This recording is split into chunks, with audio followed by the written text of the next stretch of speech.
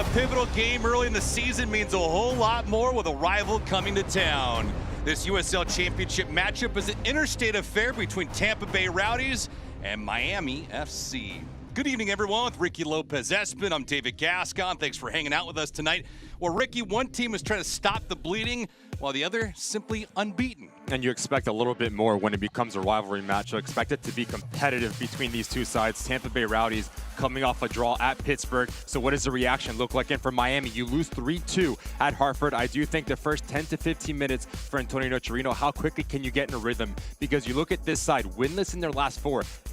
Challenge is consistency. From minute 1 to minute 90 plus, how do you have a consistent performance, full game from front to back? That's going to be the challenge for the home side here tonight.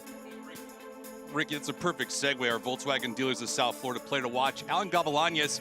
He leads the team in goals, but he didn't look comfortable last week against Hartford. And how quickly can he get in a rhythm, right? The first 10 minutes, get his feet underneath him, connect his first pass. He can beat you 1v1. He can beat you through combination play. I do think he's going to be an important part for Miami FC and Antonio Nocerino if they have any hope that keeping all 3 points here down in South Florida. Now for Tampa, they are unbeaten, yes, but they've had a couple of matches that have gotten away from them late. And a team that isn't playing their best, but they're still getting results. You see that 1 win, 3 draws this season. They haven't lost yet, so a team that shows you the experience. And it's not a matter of if it's a matter of when for this side for Robbie Nielsen, because there's just too much talent on this roster so they can start picking up wins. And what a good opportunity this is on the road here against a rival. And you speak about talent. Volkswagen dealers a South Florida player to watch from Tampa, Manuel Arteaga. And he's going to stay high. He's going to be able to occupy the 2 center backs, but he can also drop down and be part of the buildup. Just tenacious, ruthless at once again on the end of things. What's the service look like for Manuel Arteaga? Because you know he's going to be confident to get on the score sheet here tonight. Miami has not won this matchup since April 9th of 2022, believe it or not. We'll see if they can turn the tide here tonight. Coming up for this side, we'll get you the starting 11 and first touch. It's Tampa Bay Rowdies, Miami FC coming up next.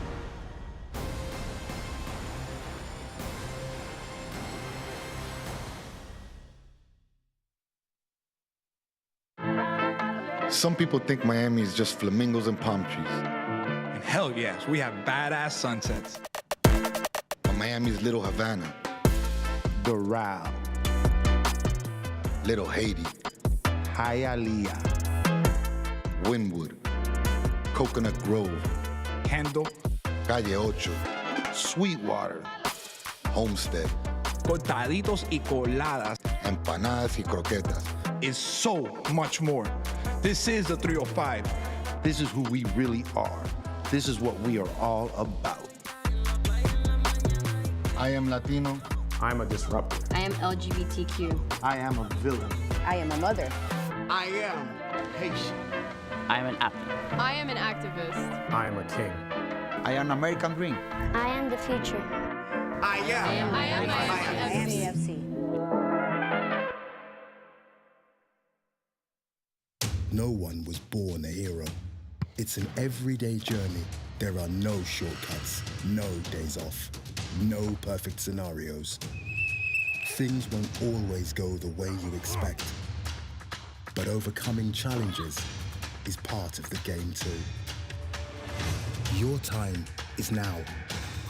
When passion runs through you, become your own hero.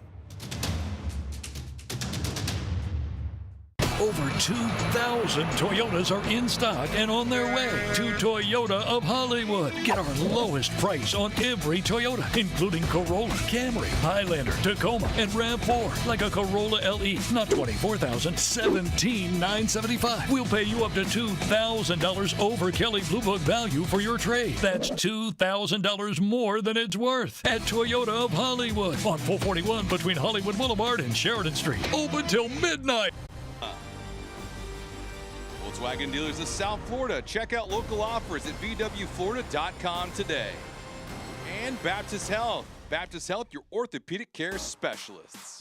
All right, we are live here at FIU Soccer Stadium with Ricky Lopez-Espin. I'm David Gascon. Starters tonight, Ricky, for the home team. What do we got? And it's going to be very interesting as this side switches into a 4-2-3-1. Cabral, Booth, Gavilanes in front of them. Lopez, he's going to be the one that says hi. He occupies the 2 center backs. And look at Genzano and Vang on either side of the ball. What does their work rate look like?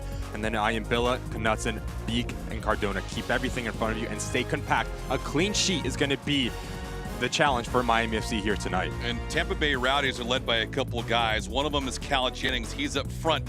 But look at the guy between the sticks, Jordan Farr. Not familiar with him to be in Tampa. His first season after moving from San Antonio, and he has been as good as advertised. And he's a leader, right? Vocal. You look at the players in front of him, Guillen, Lasso, and Doherty. What does their relationship look like? Bodily and Manjoma, their work rate on both sides, but they also provide the width. So you have Cristomo and Hilton dictating tempo, pulling the strings. Perez and Jennings, look for them to stretch and challenge Miami FC in that back line. Should be a fascinating matchup with two teams trying to build up their resume here in 2024. First off, for Miami FC, as you look at the starters here tonight, we also have some changes being made. A transaction that was occurring earlier today, we got wind of it, and Miami FC had to make a couple moves.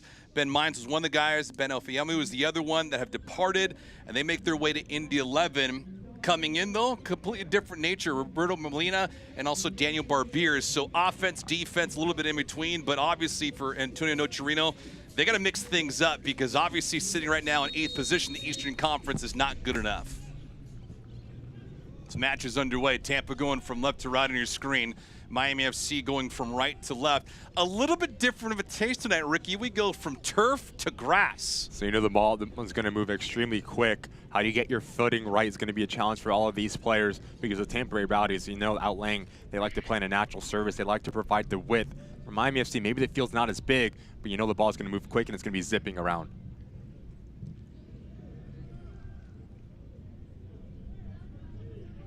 But a perfect night for ball, Ricky. 82 degrees, humidity at 76.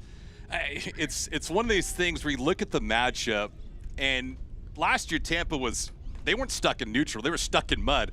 They had a brutal start to the year, had not had a victory. Miami comes to town. They dispatched them 2-0, and then all of a sudden, bang, they start rising up the ranks in the Eastern Conference. And they were fantastic until they got beaten blitz by Birmingham in the first round last season. 3-0 was the final. As you take a look at Antonio Nocerino, we talked to him a couple days ago. He's encouraged, but he's not happy at all. Yeah, he's a coach that wants his players to take responsibility, right? And I did mention consistency, and that was the message too on our phone call, saying we need to be more consistent in both boxes, defensively and offensively, not losing our individual marker, because you looked at the goals that they conceded against Hartford Athletic, very preventable. So what's the reaction? It's going to be a challenge for the home side here, especially against a very talented Rowdy side, but also from their head coach. Yeah, I'll bring that to your attention as we go along, because I think you'll provide some excellent insight once we get into these set pieces. That's been a major Achilles heel, not for Miami this year, but also last year. So the carryover has been unfortunate for them. But here they go on the approach and the attack. Guenzano plays it in a no man's land. Lopez was about 10 feet away from that, taken back by Tampa. Rowdies last season won both matches by a combined 4-0 score.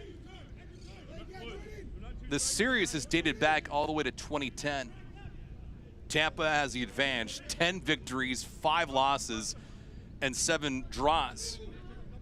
The more alarming part, though, is what has occurred in the last 5 matches. Tampa has outscored Miami by a combined margin of 9-2.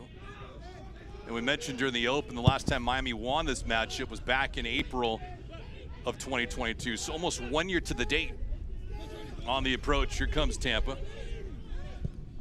Crisostomo, and that insert comes right back to him. Top of the box, wide, sharp angle. Gagliardi probably should have let that thing gone on by. It was a dangerous approach. Cardona blocks that second attempt. I'm ready to see the fluidity that the Rowdies are able to play with, whether it's on the wide areas. Manjoma comes centrally. That opens up a run from Crisostomo from a deep line position. And Hilton, very difficult to find a player in the USL Championship that can whip a ball in with better technique. 4 minutes in, good start from the visitors here.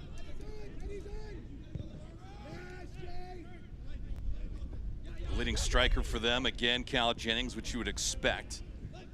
Jennings last year was an absolute thorn in the side of everybody in the USL Championship. He scored 19 goals. J.J. Williams had 12. Charlie Dennis, he had 11. The one guy that's missing in action, he's not with them anymore, though, Connor Sparrow in between the pipes. He had 10 clean sheets last year, but they make a change, and they bring in Jordan Farr. Farr was anything but average while in San Antonio, and we'll talk about him as the night goes along. But And you look at the matchup between the Pipes, this is a David versus Goliath matchup with far a well-accomplished professional, Daniel Gagliardi, on the other side, trying to match him wits throughout the 90 minutes and then some. Going to be a big challenge for Ian Bill as well in terms of his positioning, because the Rowdies play with wingbacks, so he needs to make the decision, does he stay compact with his back line, or does he go out and face out Manjoma? Manjoma's very comfortable on the ball. We've already seen numerous instances that the Rowdies can play around the corner. Win a very dangerous set piece as Hilton and Perez stand over it. Miami's been victimized numerous times this year on set pieces. Lewis is there, he will take it, Lewis Hilton. High drive and bodies colliding. Perez was one of them with Cardona.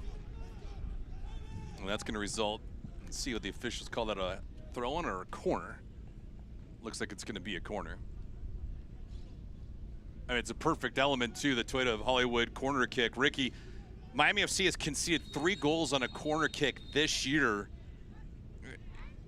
You know, when we talk about this with Antonio Nocerino, he mentions the communication, but it's one thing to communicate, it's another thing though to execute, and it's been that way the last 2 years for Miami. Yeah, this is not X and O's, this is not tactics, this is just willingness not to lose any of your individual marks. First one of the match, Perez.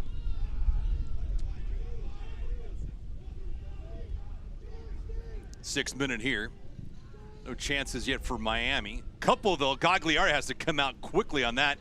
You see the wind blowing right now. It's about 18 miles per hour. So a ball can get hung up in the air like that and cause a great deal of confusion for many people, especially the keepers. Saw it a little bit last week in Hartford. Didn't pay off for Miami FC, but nevertheless, it can be an issue. Up front, Lopez. Ball is way too out in front for him to be a throw-in for Tampa. You just see the Rowdies high press, trying to force turnovers higher up the field. So if you are a center back for Miami FC, especially the way that Antonio Nocerino wants to play, he wants to build out of the back. How clean can you be in your decision making? You don't want to play a ball into traffic there. There's nothing wrong with playing direct and gaining real estate higher up the field.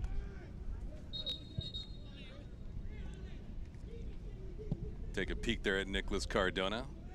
Michael Vang, who's starting here tonight, changing his number from 32 to 21.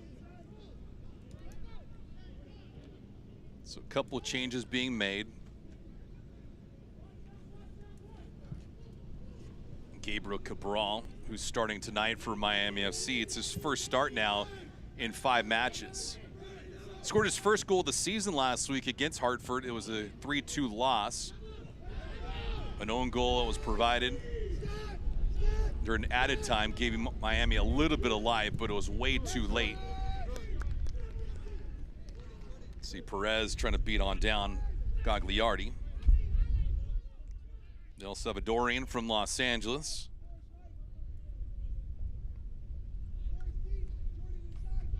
Just see 5 players for the Rowdies, about 30 yards away from their attacking 18-yard box. So if you elect to play, watch out. Lopez here in a rush. Lopez doesn't have any kind of reinforcements, jammed on the brakes, felt like maybe he'd get a little bit of help, but that ball, Ricky, would go back to playing on grass as opposed to turf. How big of an impact was it there? Really interesting. The ball just kept going. Don't think Lopez saw the flight or just read it wrong. I was about to say it's going to be a massive challenge for him in terms of his hold-up play. If Gagliardi elects to play direct, he needs to be very good at holding off Lasso, Doherty, and Guillen, and let players underneath him to provide support. And if you are the Rowdies back 3, you cannot get beat that easily. Ball over the top. It's almost 1v1 with Farr. Pittsburgh last week played to a scoreless draw with Tampa. A match in which head coach Robbie Nielsen said neither team deserved to win. And you look at the totals in that contest, Ricky, it almost looks like to a man that Tampa Bay parked the bus and just hung out for a point.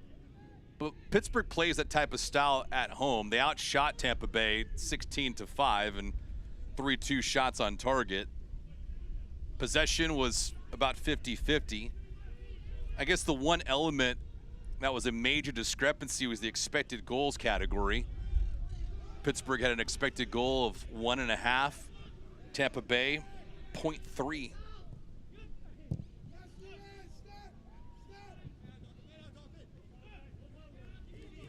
Jennings trying to get out. Gagliardi, ball's locked it over his head and off the crossbar.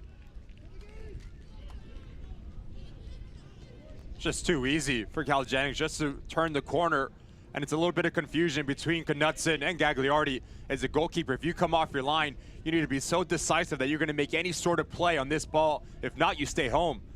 Cal Jennings says thank you very much, up and over, but just gets denied by that far post. It's just far too easy for Miami FC to be broken. The ball around the corner from Hilton, and Jennings is in. Lopez on a run here. Jordan Farr comes out extremely late, but gets to it in time. It's the second time they've been pressing with Lopez, who's got a little bit of a motor on him. Just see the weapons that the Rowdies have on the front line, as Perez is playing maybe as a withdrawn attacker.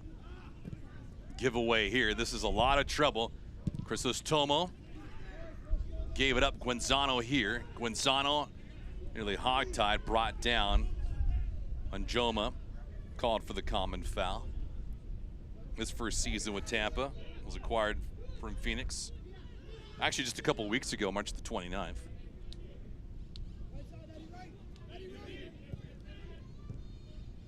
Quite a few changes for Tampa Bay, coming off a season last year where they finished in second place in the Eastern Conference, 63 points, 19-9-6 overall. But again, losing in the first round of Birmingham, and they got slapped around. They got beat 3-0, and that game was never close. They started the season slow, and then all of a sudden caught fire. They finished with a goal differential tied for the best in the Eastern Conference at 21, and they were third best in USL Championship. Cal Jennings, of course, leading the way with the 19 goals.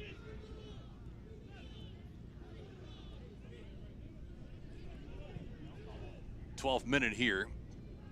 A lot of action on one side of the pitch, and Frankie Lopez trying to leak the other way, trying to inflict some damage for Miami.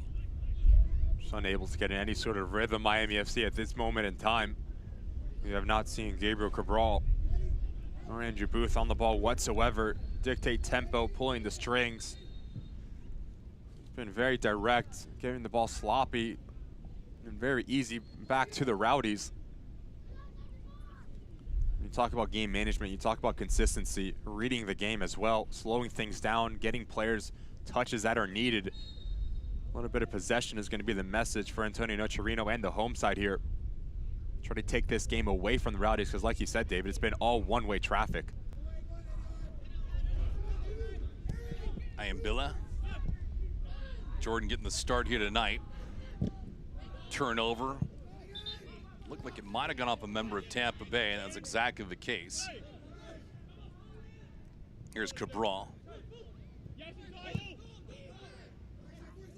Booth, Cabral. Tight quarters, but this is pretty much what you mentioned, Ricky. Pressure from the top by Tampa. One of the things they felt comfortable with, exposing Miami FC, a team right now that's prone to making mistakes, especially on their back line. And there's enough of a sample size now to see exactly the case and why, if you are Robbie Nielsen, to put the pressure on that back line, because they like to play back to Gagliardi, and it leaves them oftentimes vulnerable. It's the third time now Gagliardi's mishit it. Whether it's a ball he needs to play direct, but he hits it on the ground, he just kicks it out of bounds. So if you're an attacking player, Arteaga and Jennings, you keep on putting pressure on him. You keep testing the goalkeeper with the ball at his feet.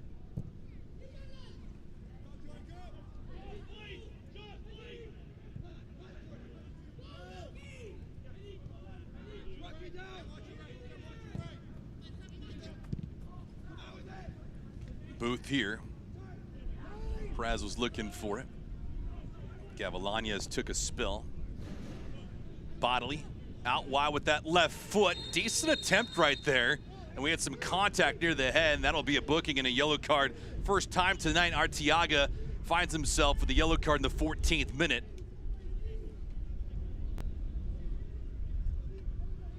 I'll tell you what, it's a harsh yellow card, if I'm being honest, from Martial. Gets a good ball in from Bodily. He makes a play on it. And yes, it's a bit dangerous, but Knutson, like you said, he's leaning down. Studs are exposed. I do think that's what gets him in trouble, close to the head. 15 minutes in, if you are Robbie Nielsen, not what you want from your striker picking up yellow.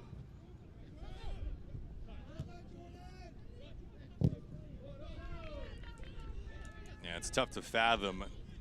I guess that was going to be my question, Ricky. If you're the lead official tonight, are you calling that a yellow card? Reason why I'm not a referee. Well, I'm not. I thought it was because of the pay.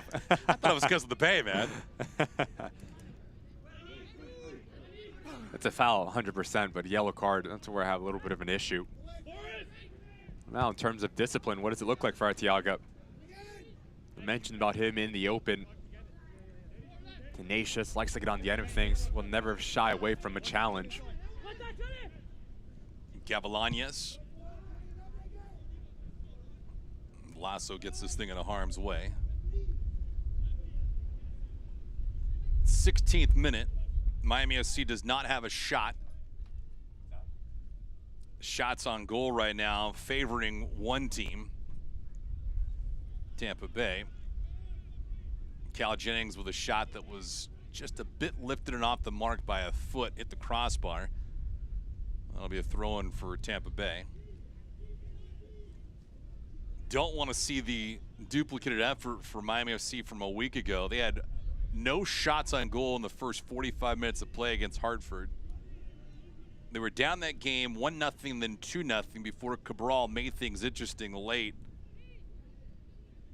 But the unfortunate elements of time and just not enough firepower against Hartford, who's expected to be a top 5 team in the Eastern Conference, asking a whole lot. They couldn't accomplish the feat of at least snagging 1 point. But Ricky, as you mentioned, winless in the last 4, 0-3-1. Those 3 losses by a 1-goal differential. But I think last week against Hartford, to a man, it might be a little misleading.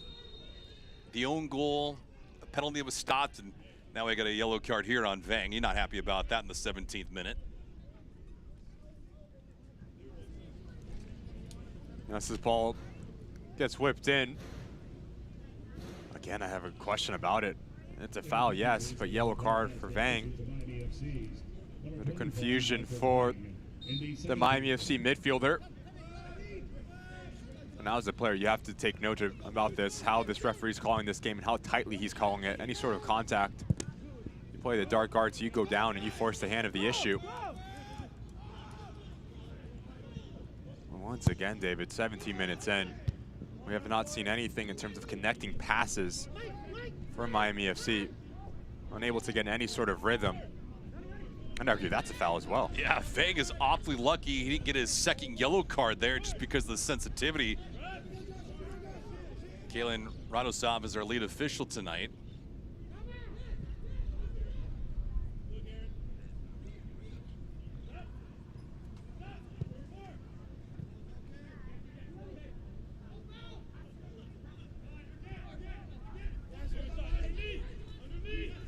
Gavilanes.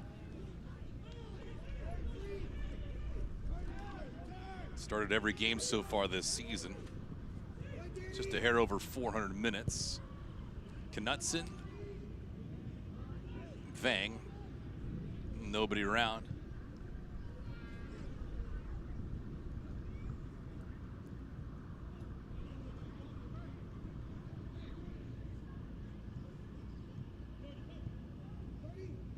Robbie Nielsen and company, first year as head coach at Tampa Bay.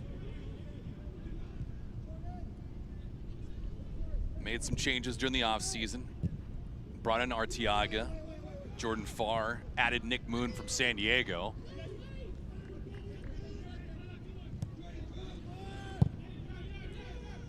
The one part they're looking at is to get more personnel here involved. Speaking of that, Jennings out wide is gonna be ruled offside. So a decent push, but nevertheless, Chrysostomo Playing Jennings offside.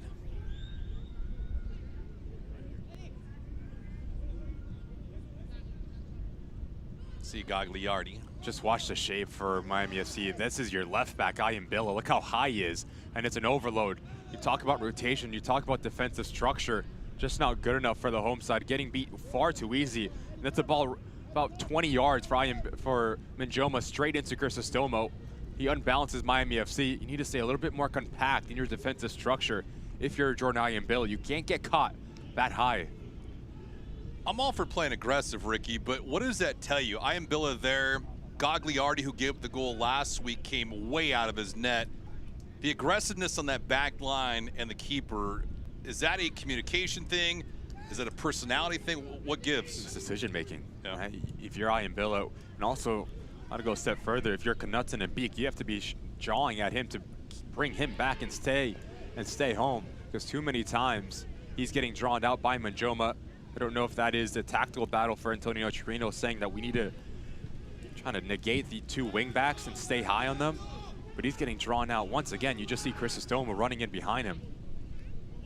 Crisostomo's spacing is just causing all sorts of problems for Miami FC. It's one thing to have speed and recover, but you do that for a full 90 minutes on a track like this, you're going to eventually run out of gas. And also, if you are Andrew Booth or Minjoma into the box, that's going to result in an own goal. Cal Jennings was there, but regardless, Tampa Bay's been threatening in the first 21 minutes, and it pays off. 1-0 Rowdies. Player that I've highlighted, just his spacing provides the width for the Rowdies with the wing backs. Just no one in a radius. You have to be better if you're Andrew Booth. Get it too easily just pushed off the ball. You put a ball in a dangerous area if you're Minjoma. I do think it comes off of Knutson. But a ball in behind the back line is just a nightmare for any defensive unit, because they make any play on it, get it wrong, ends up in the back of the net. Also bad to worse for Miami FC. 22 minutes in, the Rowdies 1-0 up here on the road. Well, the trend continues now. Last 6 matches between these two sides. Tampa Bay has scored 10 goals. If you're counting the own goal, of course. But the margin continues to widen up. Tampa Bay is going to take it any which way. But as Robbie Nielsen has mentioned, they need to play stronger in the middle of the park, play the full 90, and not concede goals late. It's one thing to have 6 points right now, but it's another to do so when you're drawing a bunch of matches. They're 1-0-3 heading into tonight's contest. Ayambilla out wide, looking for some numbers. Guenzano, the cross to Lopez. Frankie will peel this thing back. 23rd minute.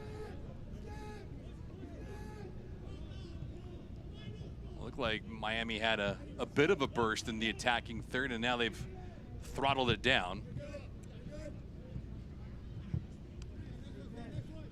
And a giveaway there.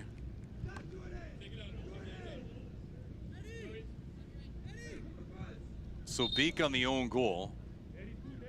1-0 Tampa.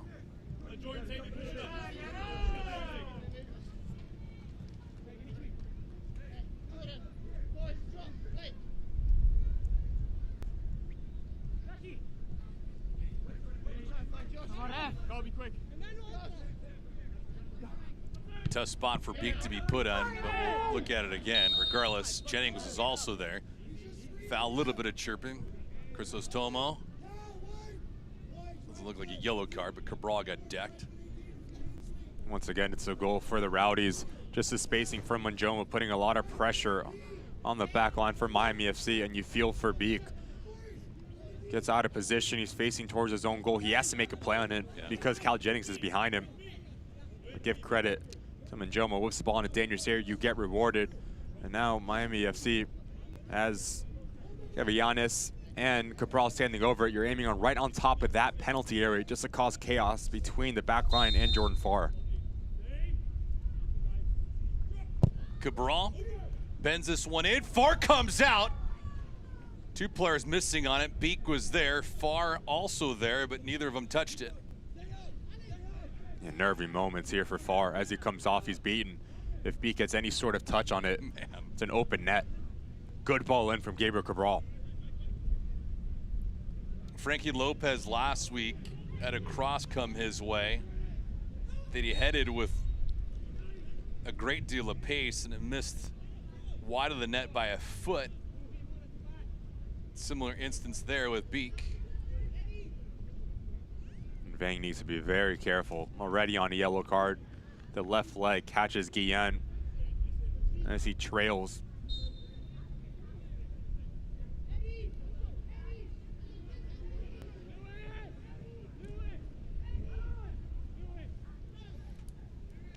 th minute.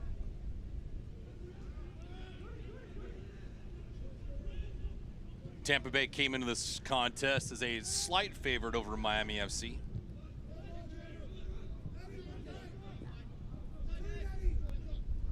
Over-under on goals expected to be about 2.5.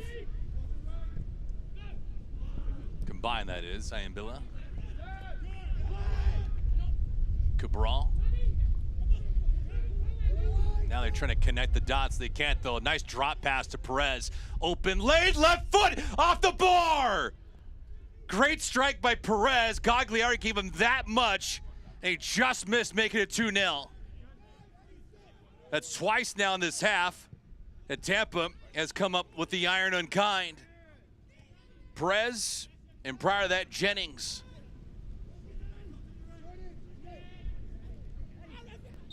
Joma, that'll be a foul.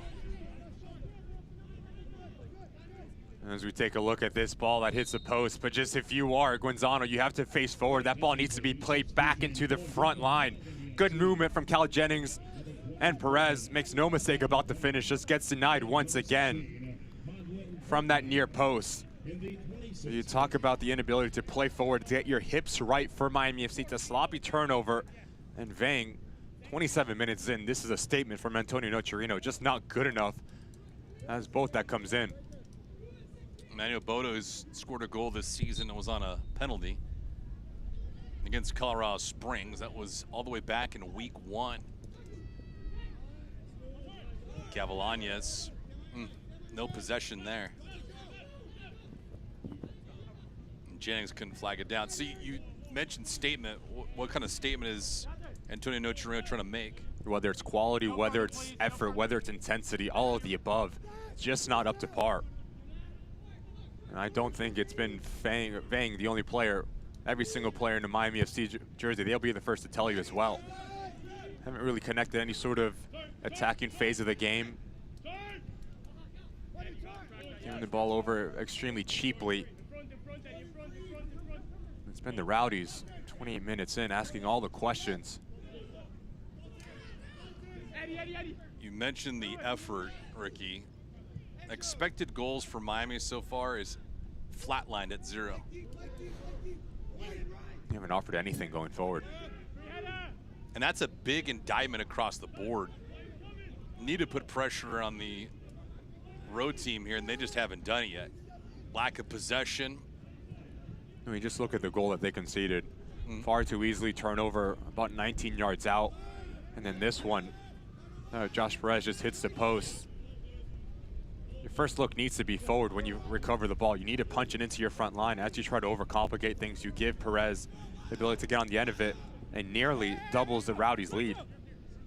Bodo there from Salerno, Italy, just 21 years of age. He scored a goal. No assists yet on the campaign. Jennings with a tight, wide angle. Somehow that ball caromed and stayed in. Lopez can't get to this one, though. 29th minute. And that'll be a throw-in for Miami.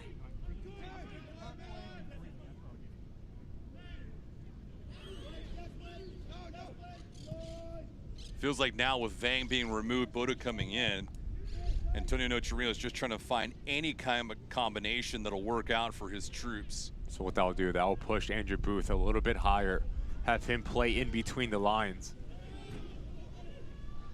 Lopez in the middle of the park. That ball is just way too out in front of him. And another giveaway.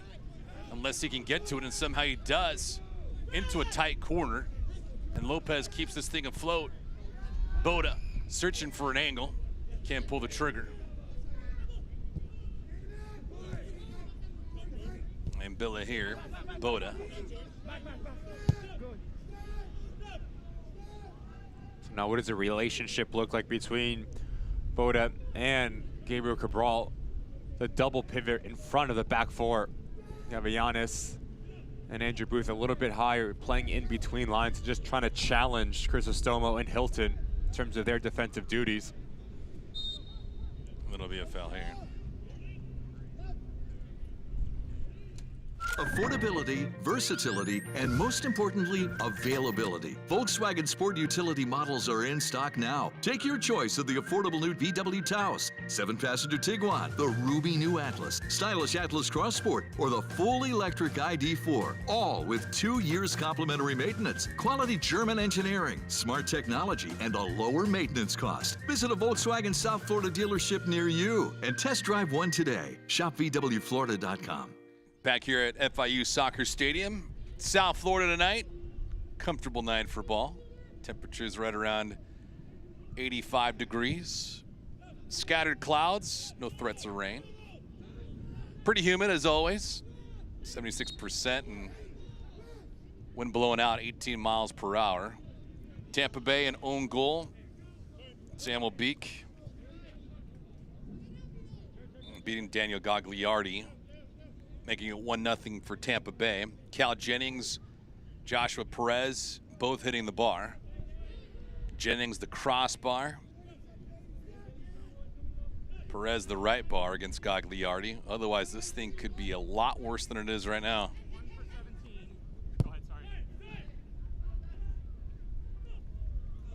Tampa Bay swept the season series. Watch out here for Lopez on a break. Lopez a clean break. Jordan Ford comes up huge. Well, they've been trying to beat that back line here in the first 32 minutes of action. The first connection of the night being made, but Jordan Ford large. Fantastic ball in from Guenzano. And if you're Lopez, you pick a corner, it's 1-1. Give credit to Far. He comes off his line very quickly and makes himself big. But fantastic work from Guenzano. The first time we've seen someone in a Miami FC jersey just have the intent to play forward and challenge the Rowdies in their back line. Well, if you're Lopez, though, in that situation, is Cabral going to be throwing a yellow card his way in the 32nd minute? There's times and places, Ricky, but I mean, you're not even getting your money's worth on that yellow card. It's not a yellow card whatsoever. Yes, it's a little tug. Yes, it's a foul. But a yellow card, once again, leaves me a little bit confused. And since conceding this goal and making the change for Antonio Nocerino, Miami FC are just better in terms of their structure. Players occupying spaces a little bit better, have more responsibility, more identity in the way that they're moving the ball, the spaces that they pick up. And it all starts with the middle of the field. Again, a break. Guenzano trying to get loose. Manjoma just punts this thing up, and away.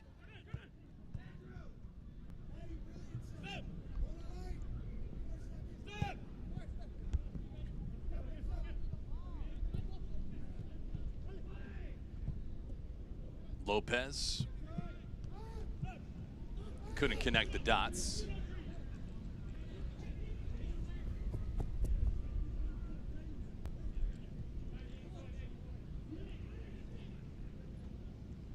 .33rd minute, Miami FC ever so close to equalizing.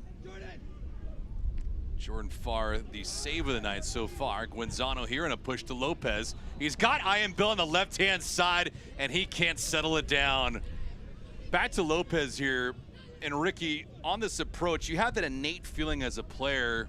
Take me through this, because you can pick a corner or you can make a move. Or you just go around him. You take that touch away, diagonal to your left-hand side, because Farr, he's committed. He's in no man's land as a goalkeeper. So you either pick a corner, like you said, or you just take that touch to your left foot and it's an open net. Just hasn't been clean enough in this first half for Lopez. He's gotten himself in some really nice opportunities. It's a really good run off the shoulder of Lasso. just lacking that last bit of quality to put the ball in the back of the net. Gavilanes getting sandwiched there and lost it. Here comes Perez in the counter. Tampa Bay doesn't have numbers, but Bodley out wide the left. The cross insert, Beak gets that thing out of harm's way, and that's going to be a possession for somebody out on the track.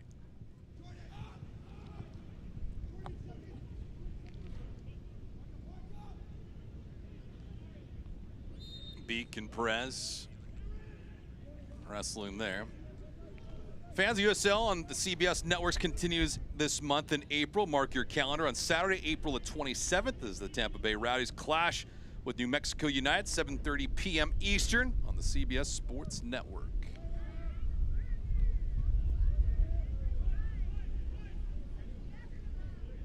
Bodley in his first season with Tampa Bay. Cardona dropped him. Rowdies quickly on the restart. Manjoma, something a bit too harsh for him, and now he picks up a cheap foul. Yeah, Ricky, you brought it up with Cabral, but there hasn't been a lot of chirping.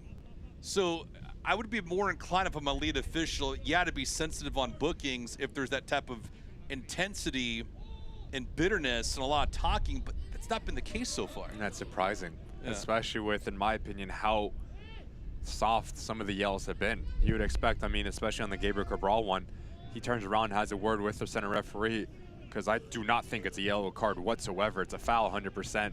Doesn't really tug Lewis Hilton whatsoever. Nice stop there by Gagliardi. I mean, you can make the argument if it's a tug happening close to the attacking third with a scoring opportunity, but it's nowhere in sight. Andrew Booth, he's got an angle. Booth, the cross looking for Lopez. He takes a shot. Jordan Farr beats him a second time. Might see Farr in his nightmares. Frankie Lopez has had golden opportunity after golden opportunity, is yet to find the back of the net, and frustration continues to loom for the home team. The game has changed when you put Andrew Booth a little bit higher and let him roam as he sees fit. Really good composure from Lopez to let this ball settle down. And once again, back across where it came from is your best bet. And wrong foot Jordan Farr, but take nothing away from the goalkeeper. Not once, but twice. Makes massive saves to keep the Rowdies 1-0 up here. You just see the difference. Andrew Booth has a very good feel of when to make those runs from a deep lying position in midfield. Very comfortable in possession as well, something we didn't see from Miami FC. You let him run in behind and stretch the game. And now you have Gabriel Cabral and Buildup, the ability to pick a pass. Really good change from Antonio Torino. Good reaction from the boys in blue. Well, taking their shots now, not trying to be too fine with it, not overthinking it. Now the problem is you got to find your finish. Well, there's a reason why Jordan Farr was the USL Championship Goalkeeper of the Year back in 2022. Helped San Antonio to a title that season.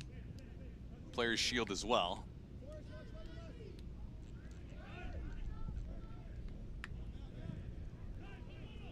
Perez, ooh, nice play there. Ball was almost back the other way.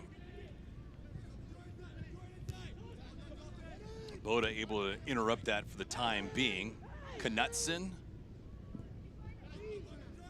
Crisostomo. And then Hilton. Nice play by Guenzano, not giving up on it. We'll see what happens with this counter. Good ball. Guenzano a 2-on-1. Guenzano, he can't get to that one in time. Good pursuit on the back line. There's Jordan Farr. Just see the difference it makes. Your first look forward, you force a turnover, you go back the other way and try to catch the Rowdies out in transition moments. Good look from both once again. Great recovery from Doherty. Here's Bodley. Out wide, another corner. No, that one's awfully close. And there's Cal Jennings again. Cal Jennings, fantastic. Bodley of the feed and a great finish from Jennings. It's 2-0 Tampa Bay. Don't think it's a coincidence for the Rowdies. The wide areas, Manjoma and Bodley, causing all sorts of problems for Miami FC. the ability to go 1v1 at your individual marker and put a quality ball in. And Cal Jennings has made a living with his movement in around that 18-yard box, but just watch the lack of rotation, whether it is Beek, whether it's Knutson, not connective whatsoever. Cal Jennings slots in between the two center backs. He beats Gagliardi off his line, and it's an easy finish for a player that quality as he doubles a Rowdies lead in the minute 40, 2-0 visitors. And he scored his 3rd goal of the season, in 19 last year, number 3 here tonight.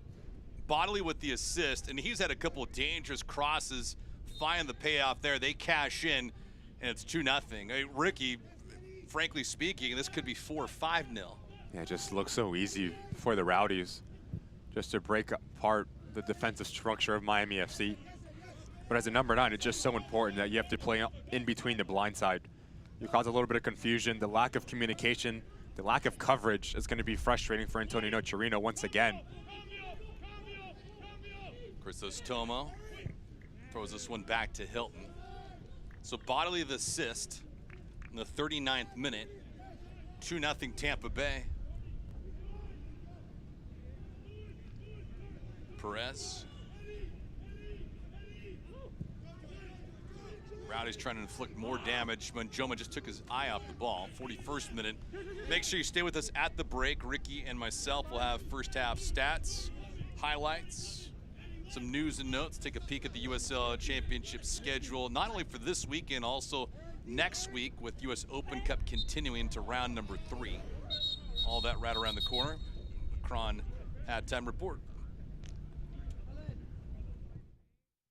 I'm attorney Julian Rudolph. I founded JR Law in 2017, and since then, I've recovered millions of dollars for my injured clients.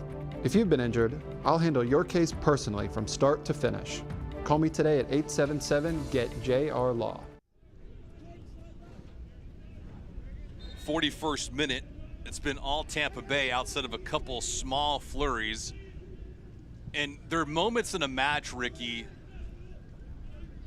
where you're going to get bailed out by your keeper. And the question is, can you make it count? Jordan Farr has done that. And the end result is payback and a goal. And how clinical can you be in both boxes, offensively and defensively? Frank Lopez scores at least one of those opportunities. It's a completely different game. Instead, Jordan Farr makes not one, but 2 massive saves, and now the Rowdies comfortable 2-0 as we approach halftime. It just shows you the difference in terms of the quality and the ruthlessness in the final third. Well, there's a reason why Farr made his way to Tampa Bay. He's been fantastic throughout his career. And no disrespect to Connor Sparrow, but it's an upgrade between the pipes. Jennings, disrupted for a minute. Pressure continues though. Cal looking for a brace here in the first half, going back post. Nobody there in green and gold, and that's going to result in a corner kick. Toyota of Hollywood corner kick. An area where Miami FC has not executed a whole lot from defensively.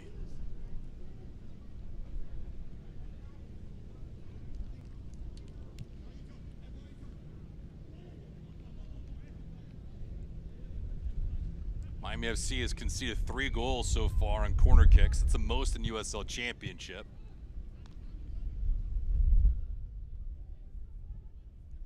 Tampa Bay, oddly enough, has scored 3 goals on set pieces, 2 of them corners.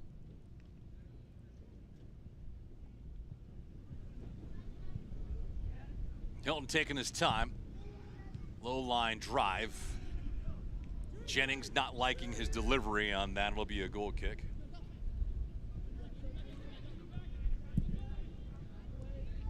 Beek, the own goal. Talk about an own goal. That was almost a nightmare situation back the other way by Guillen. But those them breaks, right, Ricky? It's the second time now Gagliardi almost has an assist. Direct play into Frank Lopez, making the run in beyond Guillen and Lasso. Very nervy moments for the back 3 for the Rowdies. Not having the ability just to deal with the long ball being played. Toyota of Hollywood corner kick for Cabral. What an opportunity this is for Miami FC to draw one back here. Not creating through the run and play, so set pieces. A fantastic opportunity. Nice delivery far. Looked like he got a hand on it. There was a collision near him. Guenzano, Perez both elevate. Gavilanes never had a chance on that. Perez and Guenzano, heads collided there. So did their bodies, and Perez got the worst end of it. A little bit of an awkward coming together. Both players turning their back. Crisostomo, hopefully he's okay to keep on going. Excuse me.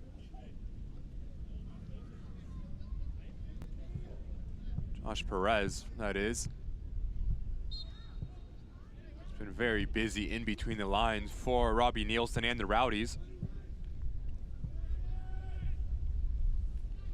Can only hope that's the wind getting knocked out of him, not the ribs. Cagliari, dangerous. My goodness. Arteaga's not a guy you want to flirt with like that.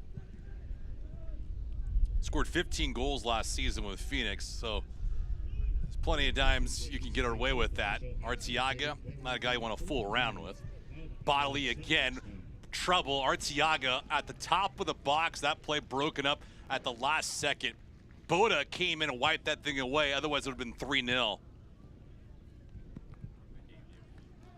Good recovery from Boda.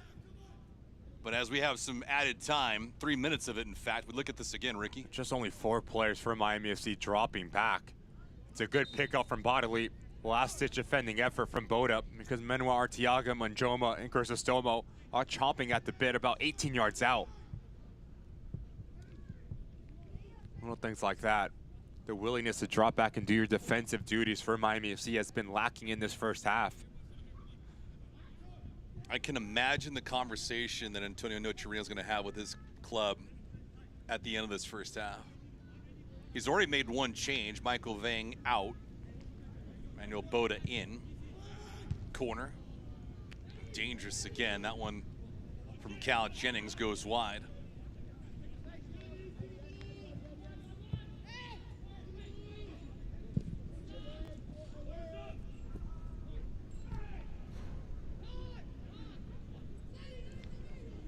Question now is if you can get any last second heroics here in this opening half just to give Tampa Bay something to think about in the next 45.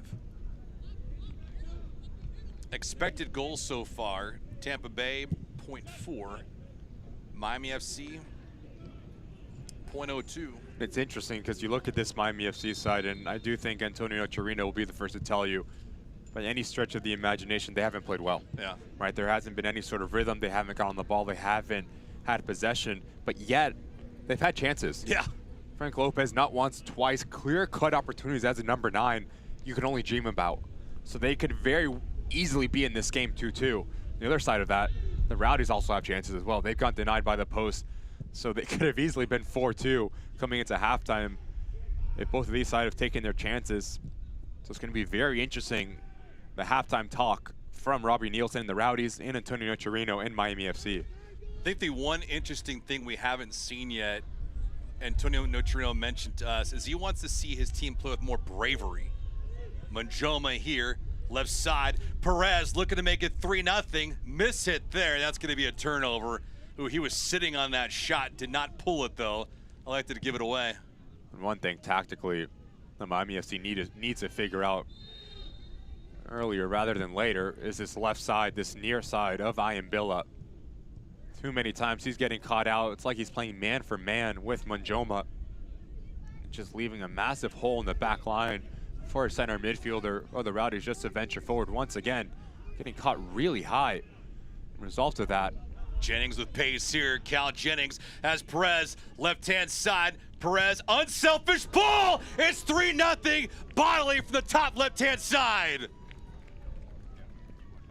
Excellent teamwork here. Tic-tac-toe. Bodily the lucky recipient. His first goal of the season, and the round is on. 3-0 Tampa Bay. Exactly what I'm talking about, the shape or lack thereof for Miami FC. Watch the bottom of your screen. It's your left back, he gets caught really high. A run comes on, now you're exposed if you are Miami FC. Just your three back defenders inside your 18-yard box, but take nothing away from the movement number one for the Rowdies from right to left, the unselfishness from Josh Perez, and the finish from Bake Bodily. Head down, laces through the ball, top corner, 3-0, Rowdies. Yeah, and to your point, Ricky, Perez could have taken that shot and scored. But that's a great look from a team right now that is firing on all cylinders. No pun intended, but that's good distribution. And mercifully, this first half has come to a close for Miami FC. An own goal by Samuel Beek, but Tampa Bay is simply outclassing the home team right now, 3-0. From minute 1 to minute 45, it's been all the visitors, and it's really surprising because on our phone call with Notarino, he said we wanted a reaction. We wanted players to take responsibility and win their individual marks. That hasn't been the issue. Tampa Bay Rowdies are walking into halftime 3-0 up. Really interesting 45 minutes for both of these clubs. Excited to see what comes out. Well, we'll see what happens on their side, but we got some stats, some highlights, some news and notes, but right now it is all Tampa Bay. They are cruising right now. 45 minutes in the books from FIU Soccer Stadium. Cal Jennings, his third goal of the season. Bodily, his first. Tampa 3, Miami nothing.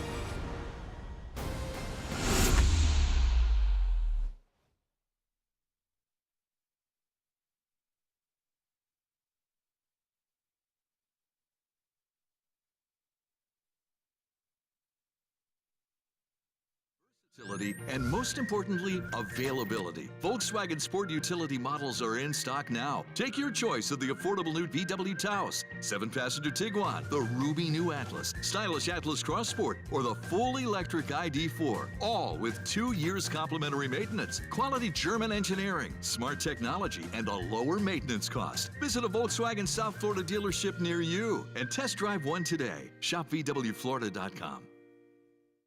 No one was born a hero. It's an everyday journey. There are no shortcuts, no days off, no perfect scenarios. Things won't always go the way you expect. But overcoming challenges is part of the game too. Your time is now. When passion runs through you, become your own hero.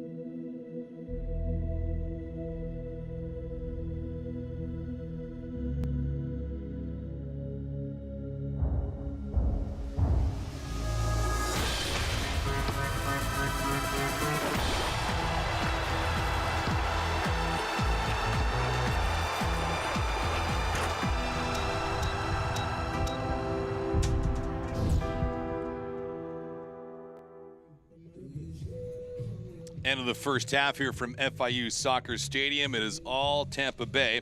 Macron halftime report presented by your Volkswagen dealers of South Florida. Got a bunch of different things right now on tap as we take a look at Player of the Month, USL Championship, and a whole lot more. Take it away, fellas.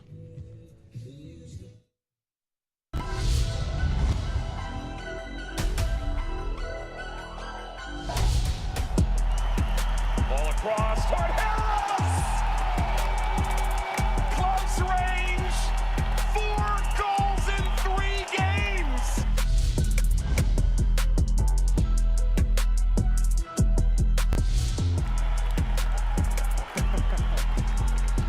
Ball through, oh, it's Harris! Wilson Harris! His 51st championship goal!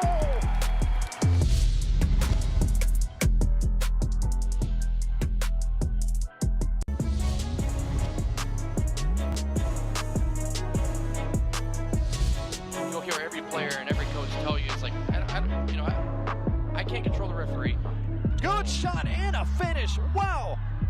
Abukora scores with a bolt of lightning from just outside the box, and Loudoun United, minutes into the second half, have the lead.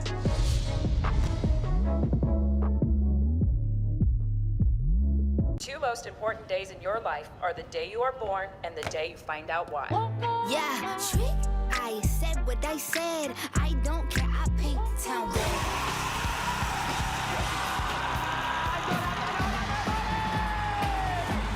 If you can survive this, it's going to make the whole story that much better. The bright horses have broken free from the fields.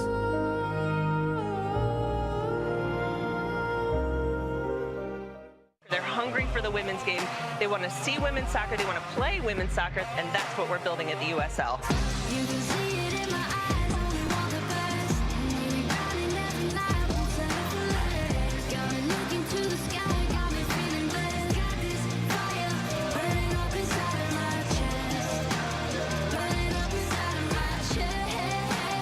Got this fire burning up inside of my chest. Pain doesn't care who you are or why you hurt, but pain can be mastered if you know the way. Fight back with Tiger Balm's legendary herbal power. Trusted for over 100 years, our proven blend of camphor, menthol, and essential oils tames pain with the strength and speed of the tiger, so that you can rise above pain and get back to living. This is the way of the tiger.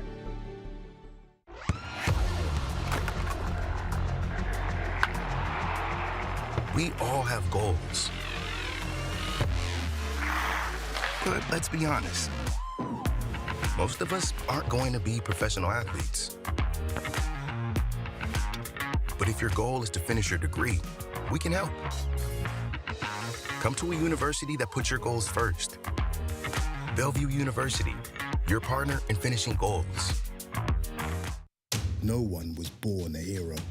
It's an everyday journey. There are no shortcuts, no days off, no perfect scenarios. Things won't always go the way you expect. But overcoming challenges is part of the game too. Your time is now. When passion runs through you, become your own hero.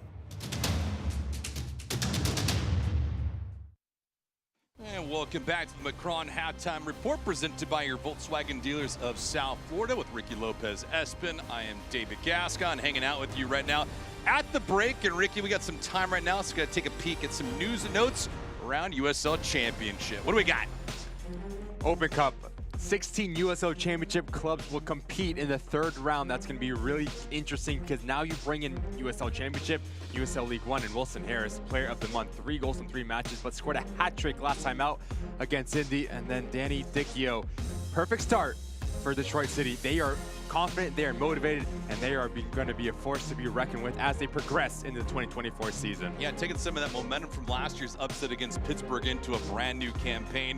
And now we take a peek at the schedule, what is going to be coming before us with USL Championship and also League One on tap for a week from now. You look at Lou City against Greenville Trom, that one is going to be the one that I'm going to circle because we see how good Lou City has been at Lynn Family Stadium, but Greenville Trom maybe the best, if not one of the best teams in USL League One. Rhode Island, Charlotte, plethora of options. Miami, Tormenta, Richmond, and Loudoun. Take your pick, David. Yeah, it's going to be fun. I love these just because of the implications. You've had in the early rounds the pros versus the amateurs, but now things get really serious.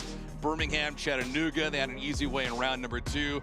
FC Tulsa, Northern Colorado, the Hellstorm FC. Vegas, who's played well this season, they'll continue their way in U.S. Open Cup activity. Meanwhile, as far as USL Championship goes, we head into the weekend. Hopefully some decent weather and plenty of goals, I would imagine, all the way across the board. Yeah, a lot of really interesting matches. You have in the 11 there hosting Charleston Battery. Charleston Battery coming off a very convincing win against Lou City. Rhode Island, Pittsburgh, El Paso, they need a win. They're going to be hosting a very struggling Oakland Root side. So that one, points for grabs. Monterey Bay, they host Las Vegas Lights. As we flip onto the later games, Phoenix Rising and the Switchbacks in North Carolina, they've been very good since pushing up the championship, and they will be hosting Birmingham Legion. That is all on tap this weekend in USL Championship. Meanwhile, we have 45 minutes in the books, 45 more to come.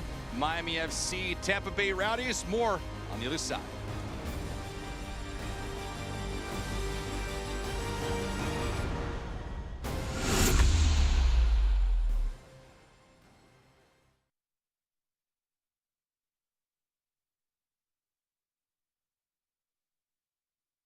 Over 2,000 Toyotas are in stock and on their way to Toyota of Hollywood. Get our lowest price on every Toyota, including Corolla, Camry, Highlander, Tacoma, and RAV4. Like a Corolla LE, not $24,000, $17,975. We'll pay you up to $2,000 over Kelley Blue Book value for your trade. That's $2,000 more than it's worth at Toyota of Hollywood on 441 between Hollywood Boulevard and Sheridan Street. Open till midnight.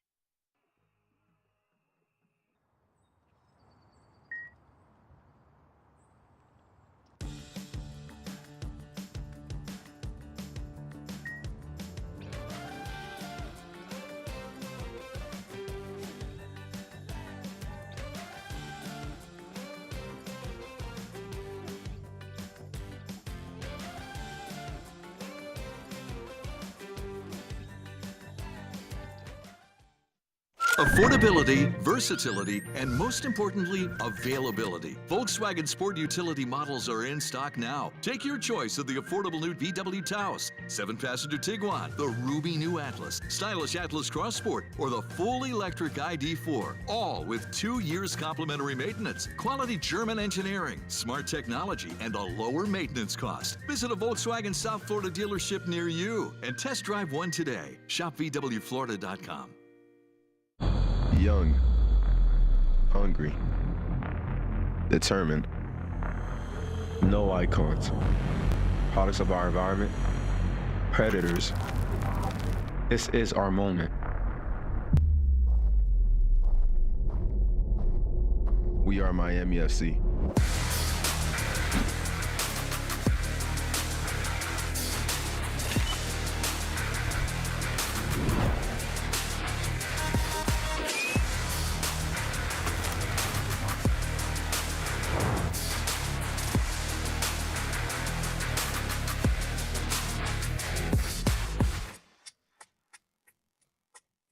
I'm attorney Julian Rudolph. I founded JR Law in 2017, and since then, I've recovered millions of dollars for my injured clients.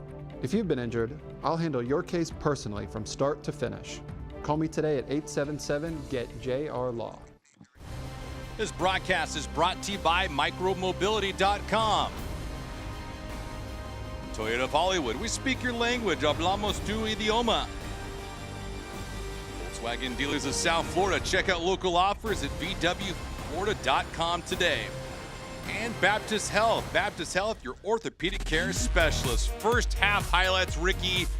As you love to say, this is pretty much one-way traffic. It's been all Tampa Bay Rowdies from minute one. Starts with a little bit of confusion between Knudsen and Gagliardi, just not enough weight. The keeper gets caught in no man's land, and Cal Jennings just gets denied by the goalkeeper's best friend, which is the post. You just see the Rowdies. They were asking questions. They were putting pressure, especially from a wide areas. If you're Andrew Booth, you can't get pushed off that easy. Put the ball in a dangerous area, you get rewarded. Njoma, he's been causing problems with the wide areas. As Beak just gets it all wrong. 1-0, Tampa Bay Rowdies. So it was 1-0. Miami FC, they had a couple of chances in the opening half, but every time they've tried to punch, it was Joshua Perez and company coming right back. They just didn't have the ability to face forward and play forward, or maybe didn't have the courage. As Antonio Chirino would say, you just see once again, it's a second post for the Rowdies. This was the best opportunity. If Frank Lopez gets on the end of this, it's a different game. You have two options. You pick a corner or you round the goalkeeper. You hit it straight at him. Lack of composure and the lack of quality would take nothing away from Jordan Farr. Still 1-1 at this point in time. And once again, Bodily, he's been fantastic on that near run. The ability to take his individual defender and yet put a quality ball in. Cal Jennings never misses that one. The movement in between both center backs, the lack of rotation, lack of communication. 2-0 Rowdies. 39th minute, we get into some added time in this opening half. Jennings, Perez, Bodily, why don't you do the rest? Just a fantastic goal from front to back for the Rowdies. No stopping that one. Top corner, right where the spider sleeps. Bodily, he's been fantastic for the Rowdies as they walk into halftime. 3-0, comfortable 3-0. as we approach the second half, but we'll take a look at the stats here. You just look at the possession for Miami FC, 46%, but they really haven't offered anything going forward. Most of the possession has been in the attacking or defensive half, excuse me. How do you afford a little bit more going forward and testing the shape for the Rowdies? I do think that's going to be the message for Antonio Chirino. We need to get Lopez more involved in Gavianes. He's been really quiet in that first half. And you look at the score, 3-0. The shots on goal, 7-3. Frankie Lopez had a couple of grade A scoring opportunities. You can't be too harsh, Ricky, but I guess in this moment, if you're Frankie Lopez, you gotta find a way to find the back of the net because your teammates are getting the ball to you in prime real estate. As a number 9, it's the next one. It's the next opportunity. You have to be able to flip the script and forget about that first half. And now what does the reaction look like for these boys? Big challenge in terms of looking at themselves in the mirror and it's just not good enough. And it starts with the effort. It starts with the intensity. Not having the ability to lose your individual marker, not having the want. Really big 45 for Miami FC. So if you're Antonio Chirino, how do you assess the opening half in terms of not only just the overall score, but when you mention the effort, there were moments and times when you looked at certain players like Lopez, who was on the ball, creating some opportunities. Other players a little bit different. So if you're Antonio, are you singling guys out, or are you talking about them as a group and a whole? You have two things. You look at a player and you just say, okay, we need a reaction, right? It hasn't been good enough. You need a responsibility. As we see the new tradee coming over, which is Molina. So now, first time in a Miami FC kit, good opportunity for this young man to make his impact felt in a positive manner. I do think the answer to your question, David, for Antonio Chirino, it's an opportunity for a head coach just to see what buttons to push to get the best reaction, right? Do you go at a hold? Do you go at an individual?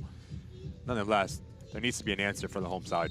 Roberto Molina spending time with Indy 11 and also Las Vegas as this second half begins. Miami and Tampa Bay trading sides now.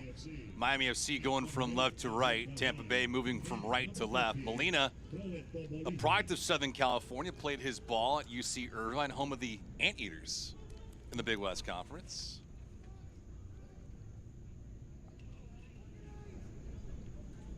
So makes his way from Southern California to South Florida. Gavilanes, Toyota of Hollywood corner kicker, the first one of this second half. See what he does on the approach. Left foot bending away. We'll go right back to Miami. Expected goals in the first half, Tampa Bay 0.65, Miami FC 0.33. I feel like in these moments too, Ricky, although you need something from your team, I mean, even a harsh yellow card might put the opposition on notice. You know, Michael Vang, who started this match, was removed early on. Boda came in for him. But there has to be something else that'll ignite your team. It doesn't always have to be a goal. Preferably it would be. But you need someone yelling. I do think the one thing that Antonio Chirino is going to say to his boys, show personality. Gagliardi there, Jennings bearing down, looking for a brace. Show some personality to fight and to show what it means to wear the Miami FC kit. When you have the ability to talk with the head coach, you just feel the passion and how proud he is to be the manager of these boys and the trust that he instills. So now if you're a player, how do you give that back to your manager? You fight this next 45 minutes and try to claw yourself back into this game one pass at a time, one action at a time.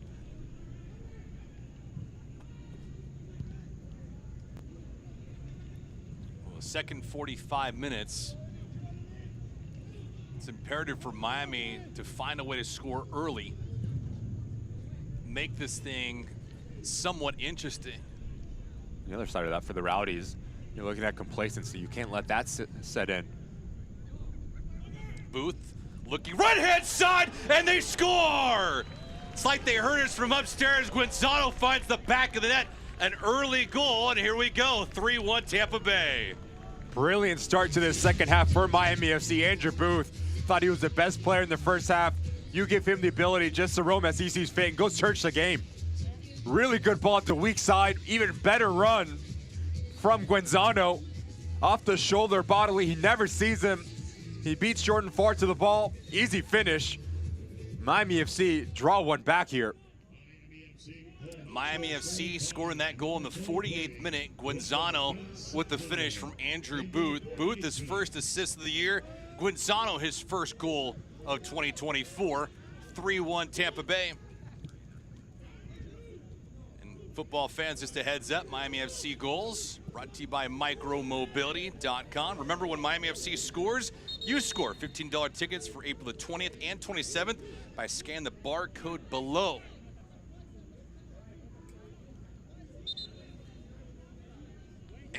It's just, I mean, right when you said complacency, bang, something happens, Ricky. Hilton with a yellow card.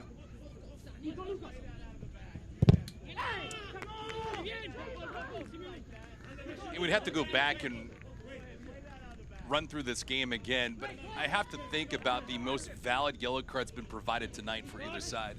All of these have been soft.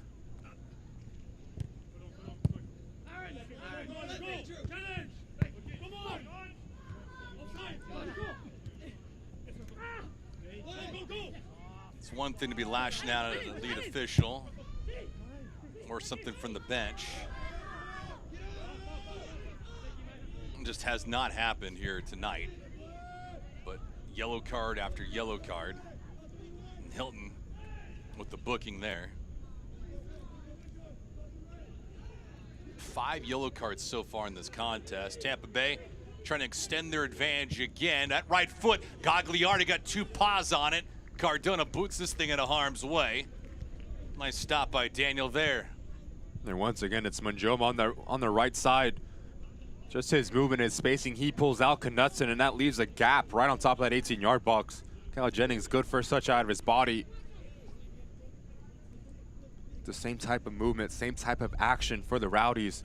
Manjoma, he stays high and wide, and he causes all sorts of problems for Miami FC in their defensive structure. It's the first time tonight that Tampa Bay's had a dangerous attempt, but Gagliardi has been allowed to set his feet and position properly. A good angle there against Jennings. The 3 other goals that were scored, one of them an own goal, couldn't do anything about it. But Bodley and Jennings had him moving all over the place. That was another ambitious approach with Lopez bearing down, broken up at the last minute by Lasso. Otherwise, that would have been 3-2. A really clever idea from Molina.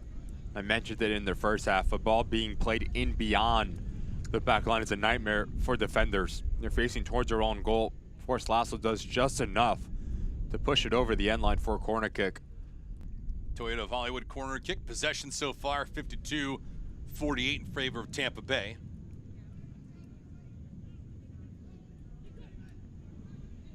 This ball had quite the run on it.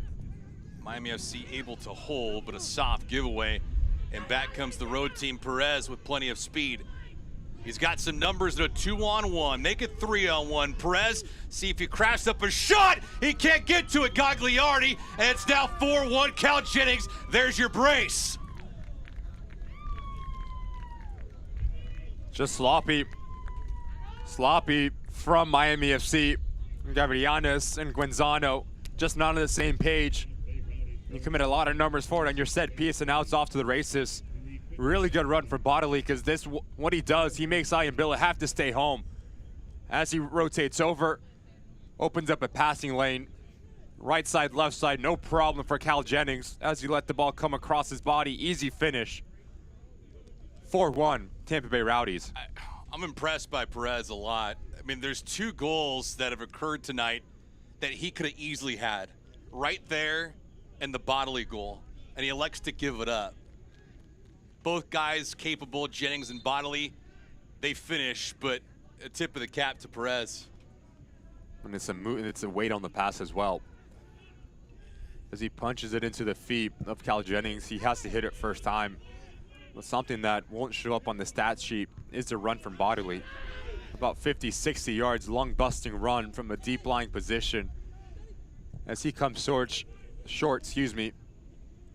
just causes a little bit of confusion for Ian Billa. Does he stay, does he go? And then when he commits, that's when Perez plays the ball into the weak side. Really good transition goal for the Rowdies once again. So Perez with 2 helpers tonight. He has now 3 on the season in 4 contests. Cal Jennings up to 4 goals now this year. That one a little too tall, and unfortunately for Lopez, he can't become the recipient on it. Forced Lasso again in the breakup. But Jennings, who had 19 last year, not trying to continue that trend. And this has turned into a stat-stuffing match.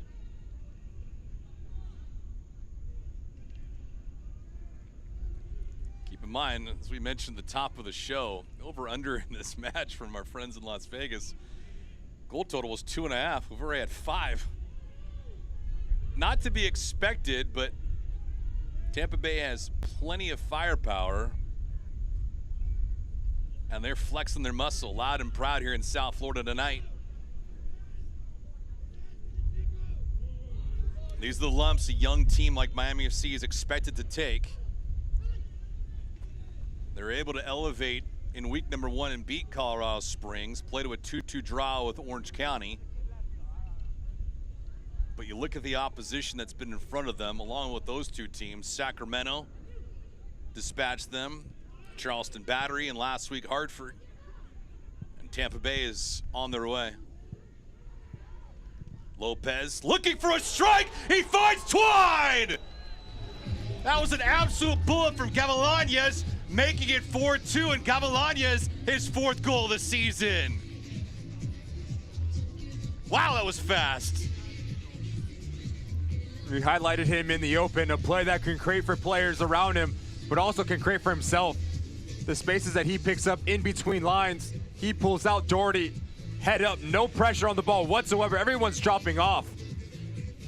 What a fantastic look that is. Gavilanes, a special player in the making. 4th goal on the season, and Miami FC get their 2nd in the second half. Now the unfortunate thing for Miami and Gavilanes is now they can't afford, and Boda's going to be tagged there with a yellow card. Boda's a little upset about this one. We'll go back and check. But for Miami FC, they can't afford to trade goals in this situation. Let's take a look at it here. I'll tell you what, it does seem like he gets a lot of the ball. On the follow-through, that's when he catches Bartley. Gavilanes' goal makes you a winner. Miami FC's goals this season, powered by micromobility.com. And whatever Miami FC scores, you score $15 tickets on April the 20th and 27th by scanning the barcode below. So Gavilanes, his 4th. Miami FC continues to claw. Perez, no, it'll be Hilton delivering. Left side, good stop. Gagliardi can't handle it, recovers just in the nick of time.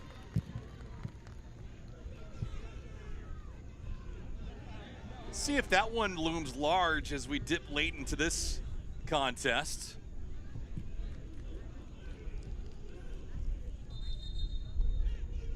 Gagliardi taking a deep breath, as he should. Here in the 57th minute. Set pieces, Ricky.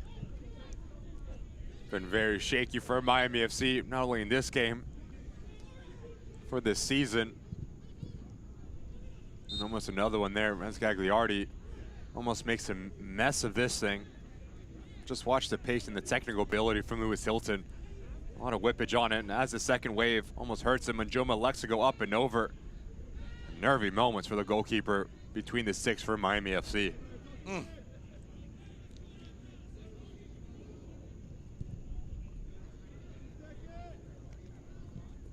It has been anything but a comfortable night for Gagliardi.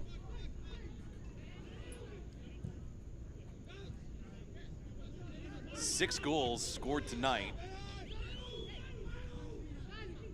An own goal has provided Tampa Bay with some insurance. Far coming way out. Lopez a little upset, ruled offside.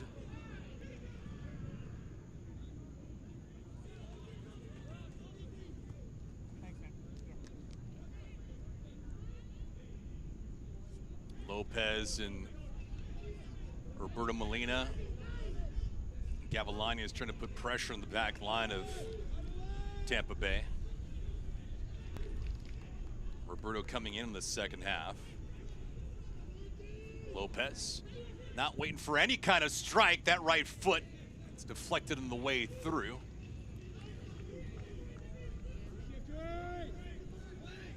"13 minutes into this second half. It's been a bit sloppy as well for the Rowdies. Unable to get any sort of rhythm, especially after what we saw in the first half. The ability to move the ball from left to right with the wingbacks getting involved. Haven't seen the same success. Bad turnover. Speaking of turnovers, Arteaga. That'll be a foul. Doherty played well in the first half. Had one big transition breakup with Ayambilla and Lopez in heavy pursuit. All in all, a comfortable game for him. Booth gets it back. Gavilanes just had a little bit too much backspin on that ball. Booth wasn't able to juggle it. More trouble looming. We'll find out. Right-hand side. Fed over to Perez. The cross, the finish. Gagliardi, denial mode there. Good stop by Gagliardi, keeping this deficit at 2. You just can't afford this Rowdy side.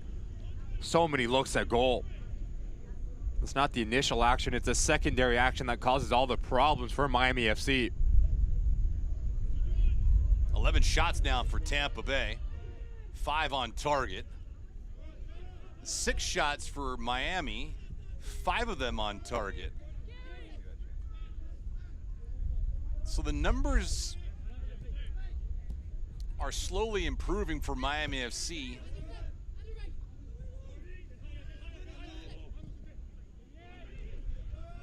In the first half, it looked like a bludgeoning, but, you know, Ricky, even though Miami FC has conceded 4 goals, at least they're throwing their own haymakers now.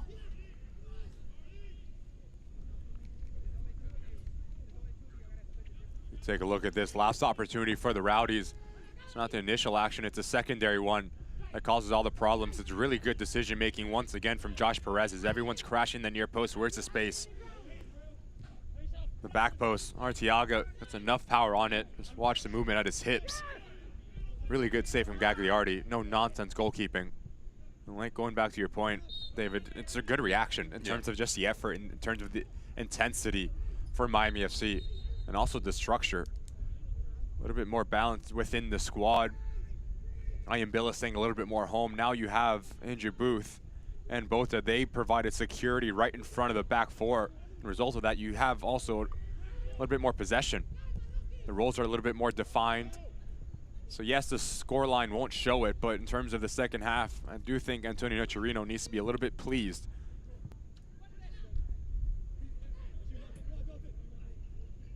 Guenzano and Gavilanes here in the second half for Miami FC. Jennings with his brace in half number 2. It was 3-0 at the end of the first half. Good ball. Perez, veteran move, good positioning, watch out. Gagliardi, you miss it. This could be a wide open net. Arteaga finds home, it's 5-2. 5-2 Tampa Bay. Gagliardi a gaff, and he gets stung.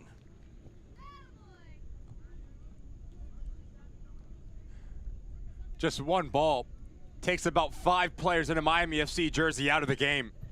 Right down the middle, and it's an uh-oh moment for Gagliardi.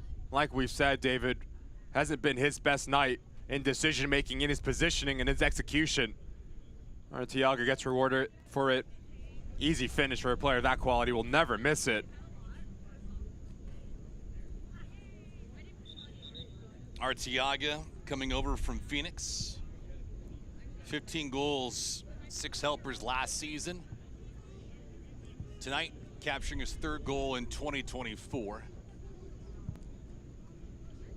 Did not expect 7 goals here tonight.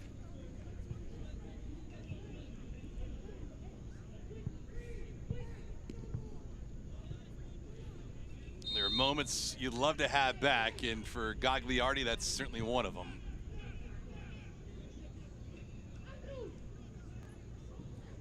(5-2).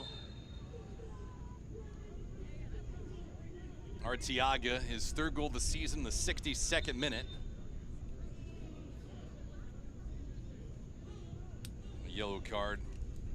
Attention, please. A yellow card has been issued. Manjoma, Number 23. or in the 64th. In the 64th minute.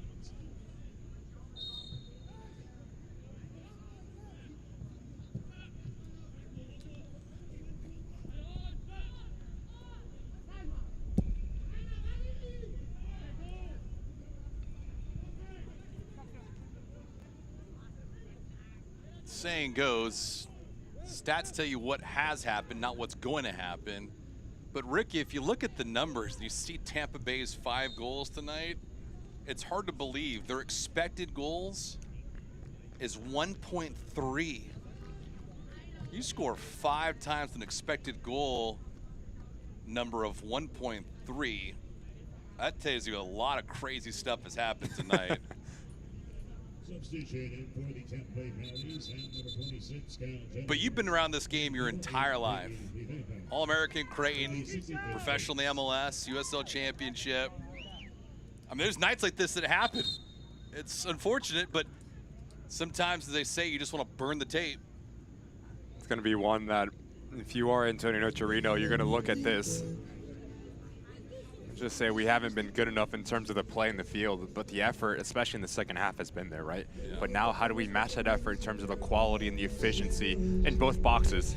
And that's something you don't want to see if you are Miami FC. Gagliardi, rough night.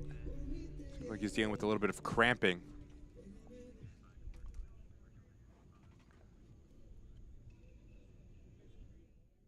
Over 2,000 Toyotas are in stock and on their way to Toyota of Hollywood. Get our lowest price on every Toyota, including Corolla, Camry, Highlander, Tacoma, and RAV4. Like a Corolla LE, not $24,000, $17,975. We'll pay you up to $2,000 over Kelley Blue Book value for your trade. That's $2,000 more than it's worth at Toyota of Hollywood on 441 between Hollywood Boulevard and Sheridan Street. Open till midnight.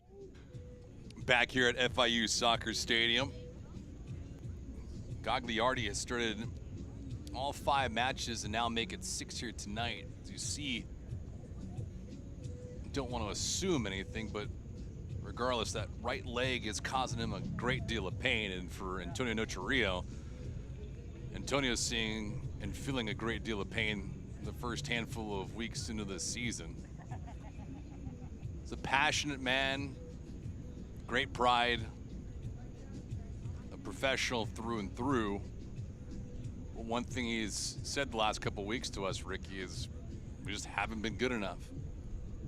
And to your point, the effort tonight in the second half has been better, but that comes with being a young team. We're not talking about young in terms of just simply age, but a lot of these players aren't USL Championship players a season ago. They were USL League One. So when you make that pivot from League One up to USL Championship, you better be ready, because you're getting to run on a freeway and you're not going to have any help. You're in the deep end of the pool. There's always going to be a little bit of an adaptation period for players that are coming into their first year professional USL Championship, and just getting these things right together, understanding the tendencies of your teammate. And I do think Antonio Torino, he understands that. I do think he understands that it's a long process, that, yes, it's cliche that Rome wasn't built in a day, and the building blocks are there. They have talent, they have youth, they have players that can make a difference, but once again, it's a consistency.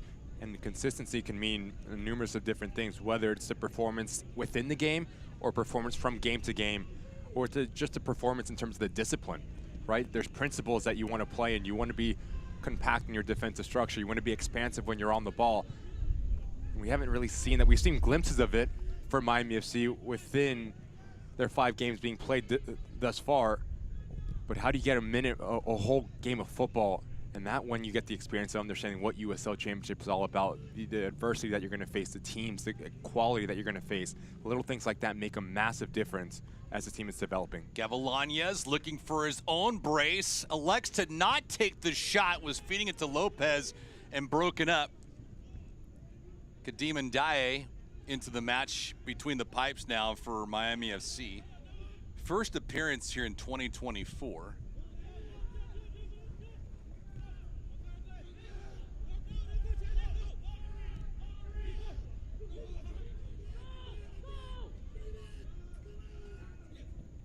(5-2). If you're just joining us, it has been a wild roller coaster of emotions if you're a head coach. 3 goals scored by Tampa Bay in the first half, albeit one of them was an own goal by Miami FC. So 3 on their side of the ledger anyway. 5 in total. It was 3-0 through the first 45. In fact, one of the goals that was scored by Blake Bodley was an extra time in the first half. Miami FC making it 3-1, then 4-2. Perez, the insert, that one captured.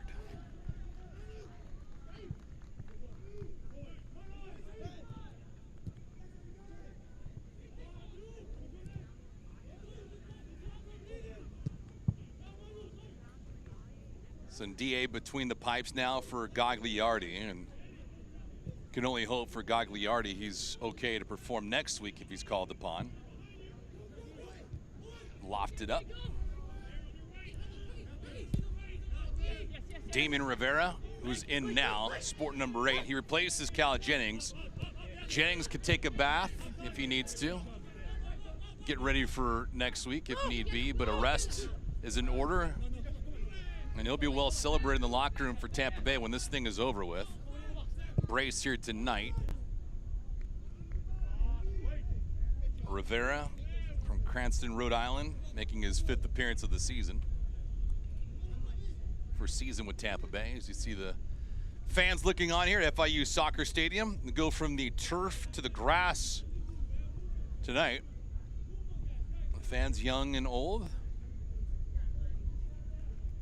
trying to encourage and cheer on Miami FC.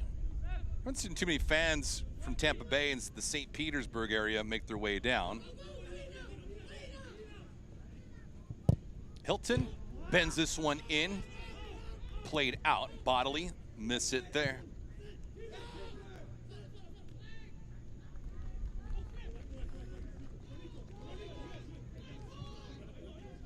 For Nidier, really good opportunity for that young man as well. As a player, all you can ask for is an opportunity to write your name in the starting 11 when it comes out.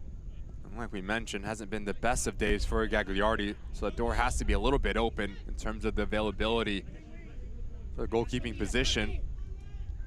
Be secure, decisive in your decision making. On the other side of that, if you're the Rowdies, you test him. You test him early, make sure he's up to the task. Watch out here. Rivera, sharp angle, just could not find the proper footing. Gavilanes, who's got 1 tonight, 4 on the season. Molina here. Roberto just making his way courtesy of Indy on a trade. 4 players in the transaction, 2 from each side. What do you take out of the trade? We saw the early substitution made with Vane coming out for Boda. 2 players departing today for Miami FC. Ben Mine's one of them, Ofemu the other. We're only 5, now 6 weeks into the season. Drastic or not? I think you start to see Antonio Chirino really dictating his roster. Yeah. Right, what he wants, the type of players and the type of profiles he wants at every single line, whether it's the back line, the midfield line, and the front line.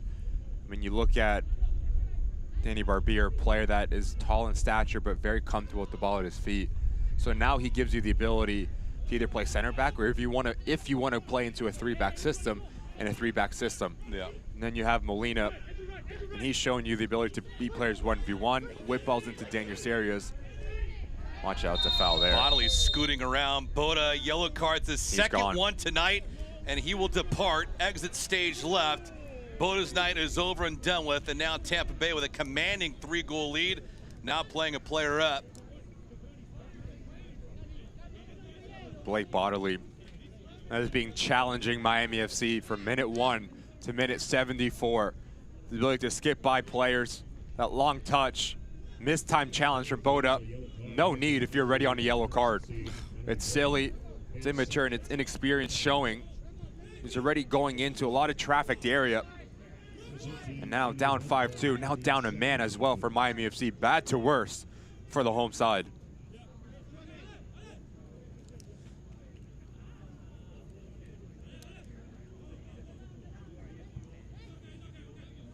Antonio Nocerino looking for answers.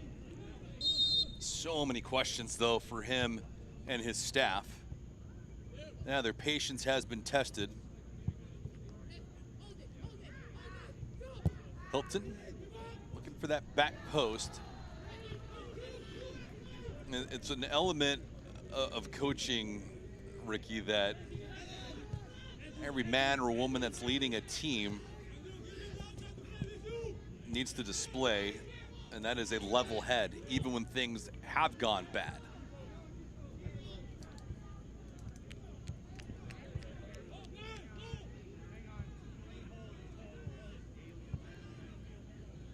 And while Antonio is going to have to maintain his composure, I think the one question that we've had collectively when speaking before we come on air is, who's that leader or two on the pitch for Miami FC? Someone that's leading either by a physical presence or a vocal element. And that was going to be the challenge coming into this season, right? You want to dip into the youth. You want to give young players real professional minutes, but you also have to have a role model. Watch out. Another giveaway, more trouble. Rivera with a step, looking for an edge. Tampa Bay might be pulling up on the brakes just a tad.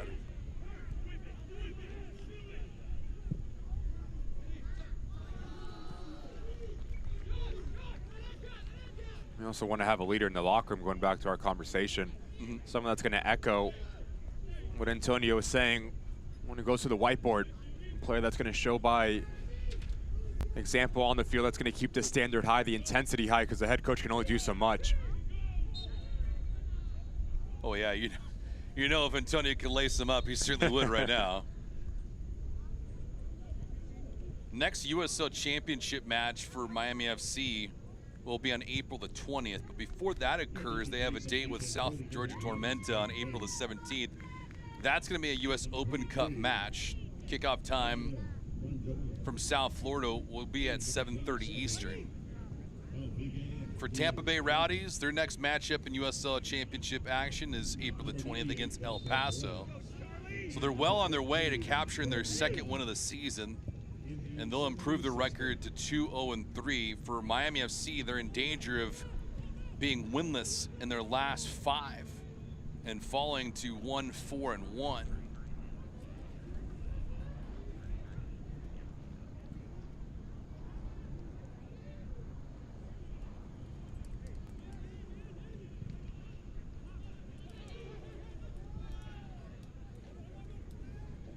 Neon Gamberi into the contest.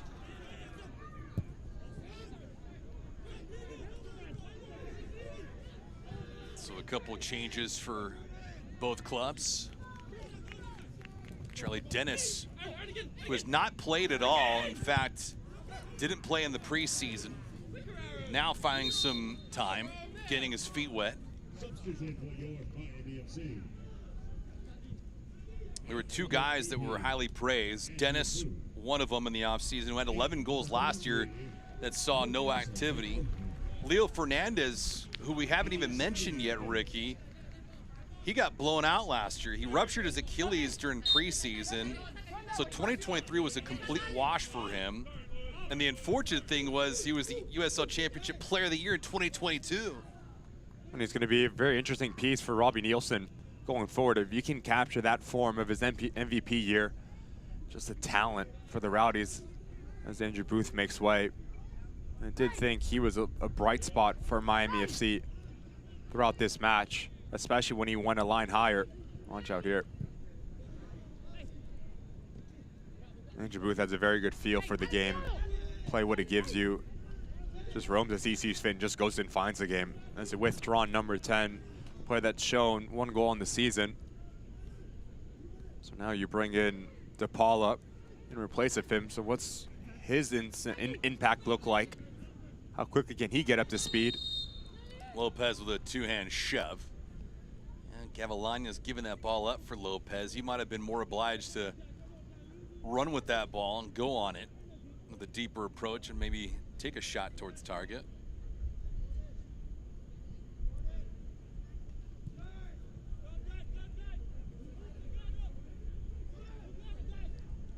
Well, Miami FC had a busy offseason. New head coach in Antonio Nocerino. Only had 3 returners from last year. And I say 3, one of them was Ben Mines. The other one, Ben Ofemu, both gone. So the only other player that's still alive is Gabriel Cabral from the 2023 roster. Fresh faces in South Florida. But a team that won 11 matches last year, 15 losses, 11 victories, the 8 draws, 41 points. This year, in danger of falling to 1-4-1.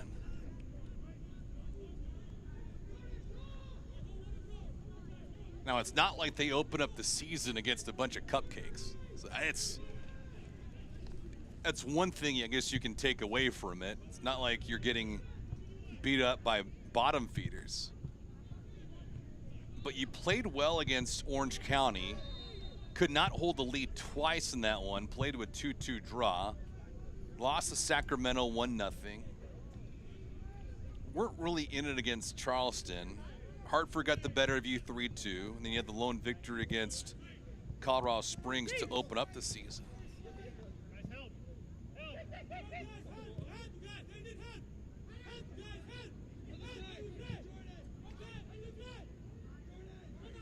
For Tampa Bay, their biggest hindrance on their progress is just simply unable to capture 3 points in 3 matches. But overall, they're going to be one of only a few teams unbeaten USL Championship. And they're doing all this with a couple guys banged up. New head coach, some fresh faces, but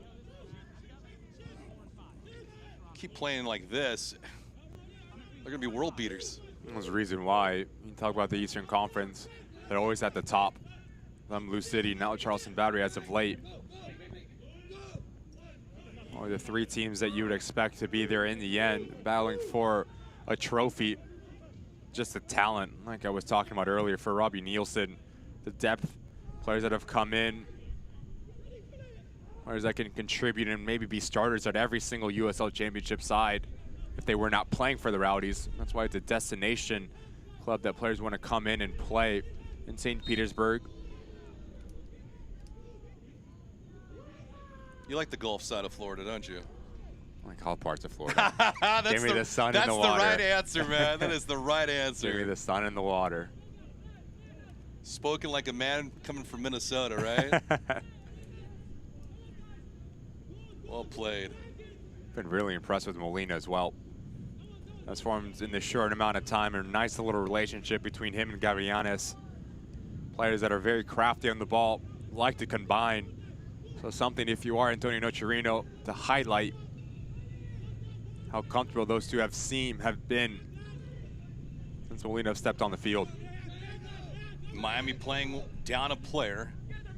Boda, yellow cards in the second half. Bodley, Dennis looking for his first this season. Blocked in the way through. That left-footed punch, good strike, better fought off. You think about where Miami FC is in this position. Guillen, who pulled the trigger there. That's a sharp shot from well outside the 18. And a good stop.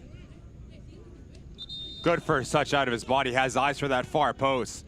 And it's a confident yet comfortable save from Nidier. He's been very secure since coming on the field. Making big time save when he needs to. No spillage whatsoever. NDA coming in for Gagliardi. And number 16, Desart in. Enjoy Desart. Ortiz also coming in. Toyota of Hollywood corner kick there. Goes rolling away. NDA didn't even make an approach on that. Christian Ortiz also making his way into the fray.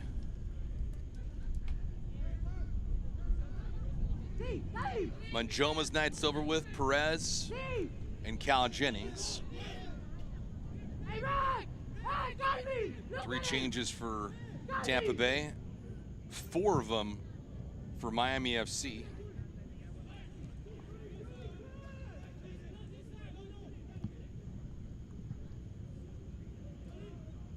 '85th minute here.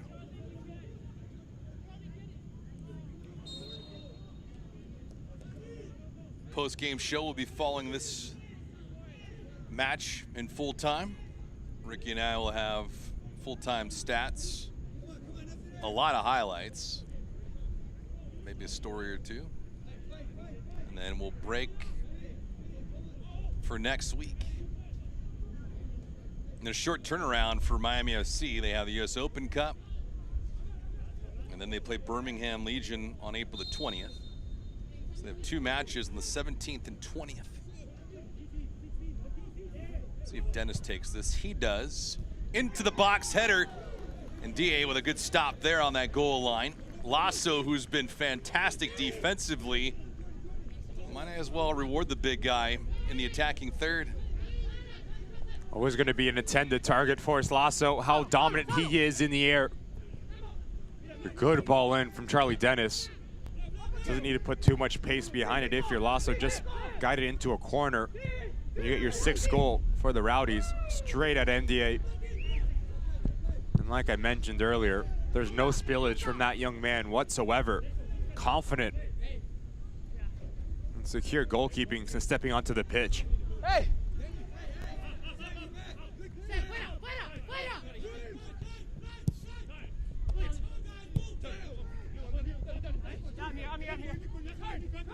NDA from Senegal. Big frame on him. Rivera trying to make a move.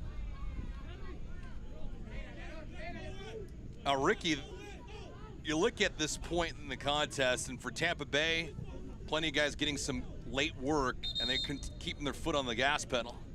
Just see how comfortable Rivera is at the ball with his feet, playing in between lines. But it's just too easy for him to skip by not 1, not 2, but 3 Miami FC players. Knutson overcommits. Really good body control from the sub. The chop back, he heals the contact, he goes down. About 19 to 20 yards out. And a plethora of options if you are the Tampa Bay Rowdies. Either go up and over the wall, underneath the wall, or hard to the goalkeeper's side. Looks like Rivera's gonna take this. Now that foul occurring maybe a foot or 2 outside the box. NDA picked up a yellow card. Not that it matters right now. Left foot from Dennis, hit the wall. Trying to go low underneath it. That punch, NDA levels up, pushes it over the net. It's not the initial ball that can hurt you, it's a secondary one. It's a second wave. Watch the technical ability. Half volley from Nian Gunberry. Really good save from NDA once again to punch it up and over the crossbar. Dennis again. NDA, see him elevate.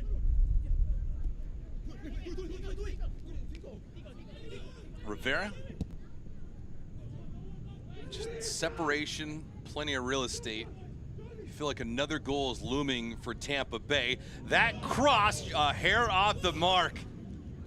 They continue to push. Lasso, jersey and face all dirty. He's certainly worn it here tonight. Another marvelous attempt here from the Rowdies. It's just so easy for Miami FC to be broken down. Cardona gets caught ball watching, his body position's all off. He's on his heels. Does not see Forrest Lasso run in behind him. As a defender, you always want to have your hips open so you can see the oncoming run and the ball, and you can go on and attack it. He's been beaten by it once, and almost again for Forrest Lasso. He's going to want that one back, put it on target.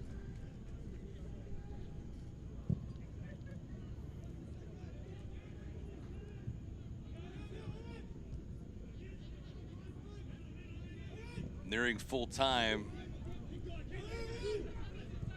in a match that saw Tampa Bay score 4 goals, an own goal as well. DePaula on the foul.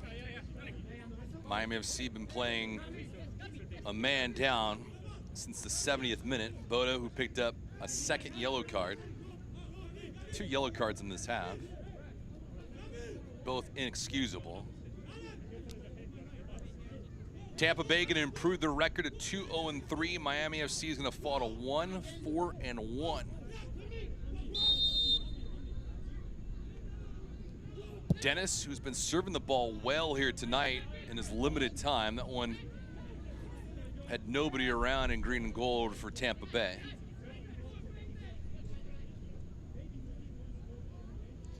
Goals in 2023, and now getting his feet wet this season tonight.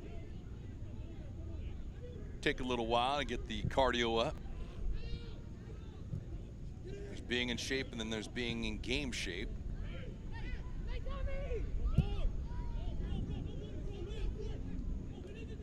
We'll wait for the 4th official to give us a little bit of added time.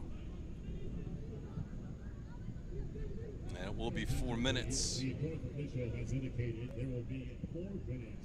Another cross, NDA. Walking on that line, he had a beat on it, but nevertheless, encouraging sign for Tampa Bay when you bring in these reserves. Are they ready to play, or was there any kind of carryover from not seeing much activity against Pittsburgh last week? And there's your answer. Everyone that's come in off the bench for Robbie Nielsen has been active. No loafers and no free rides on this train.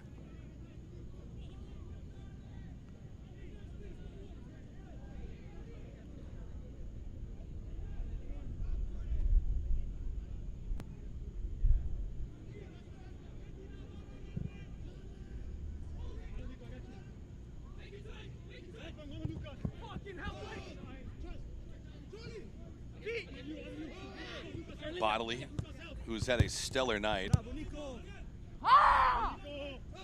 You'd be hard-pressed to declare a man of the match tonight, Ricky, but Bodley's been stellar. Jennings, of course, has been in the right spots. He's got the brace.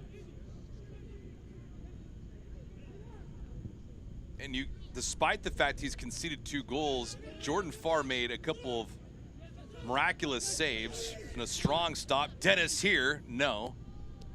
But you go back to Lopez's 2 attempts early on against Farr.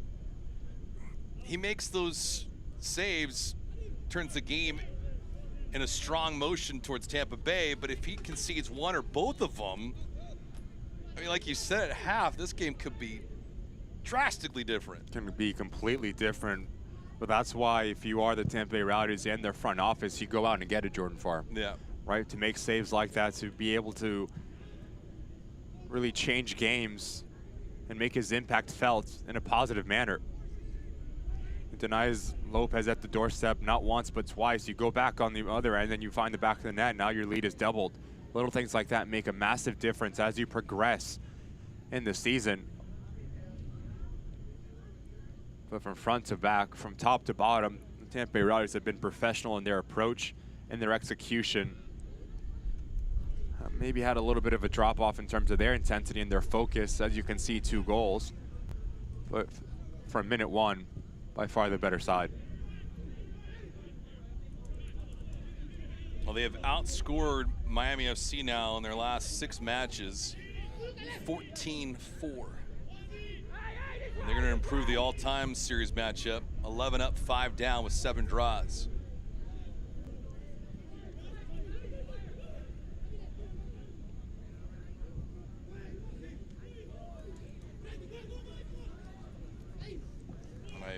imagine if you are Antonio Nocerino, U.S. Open Cup might be an opportunity to give Ndie a look between the pipes for a full 90. Gagliardi, who was removed because of an injury, just had a challenging night all the way around, coming up with stops, making the timely saves, and then a big gaffe, which resulted in Jennings' second goal.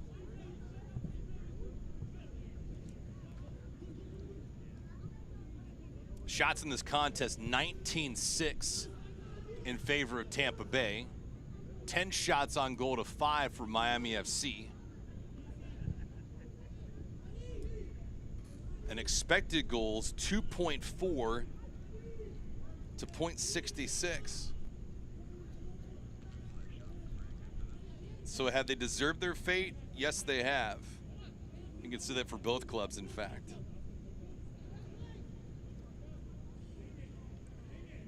I would imagine this is the final Toyota of Hollywood corner kick. Dennis will take it at 4 inside the 18. And that will do things for tonight. Miami FC has got a lot of work in front of them. Daniel Gagliardi will get treatment tonight, tomorrow, and over the weekend. And for Tampa Bay Rowdies, they were stellar from start to finish, and they beat up Miami from pillar to post, winning here tonight. 5-2 is the final. The story was going to be how clinical can you be in both boxes, offensively and defensively, and the answer was the Tampa Bay Rowdies. Far and better from minute 1 to minute 94. That man was terrific. You talk about the ability to get on the end of things, but also just the pressure in terms of the intensity. Miami FC never really matched that, and then you have your football quality take you through the top. Big 3 points for Tampa Bay Rowdies. Cal Jennings, a couple goals tonight, doing so in the 39th and 52nd minute. Blake Bodley got his first of the year. Joshua Perez with a couple of helpers. All Tampa Bay in this thing, and they pull away and win it. 5-2 is the final.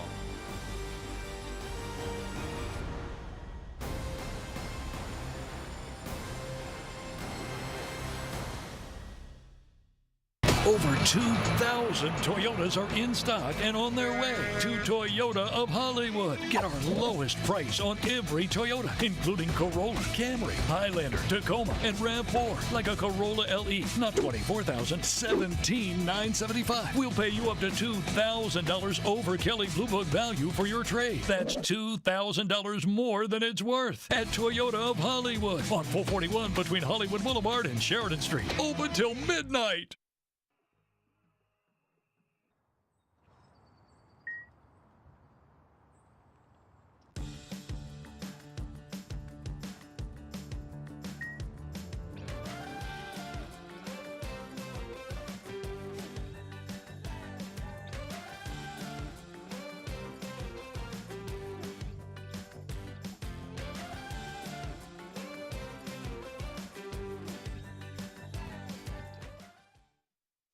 No one was born a hero. It's an everyday journey. There are no shortcuts, no days off, no perfect scenarios. Things won't always go the way you expect. But overcoming challenges is part of the game too. Your time is now. When passion runs through you, become your own hero.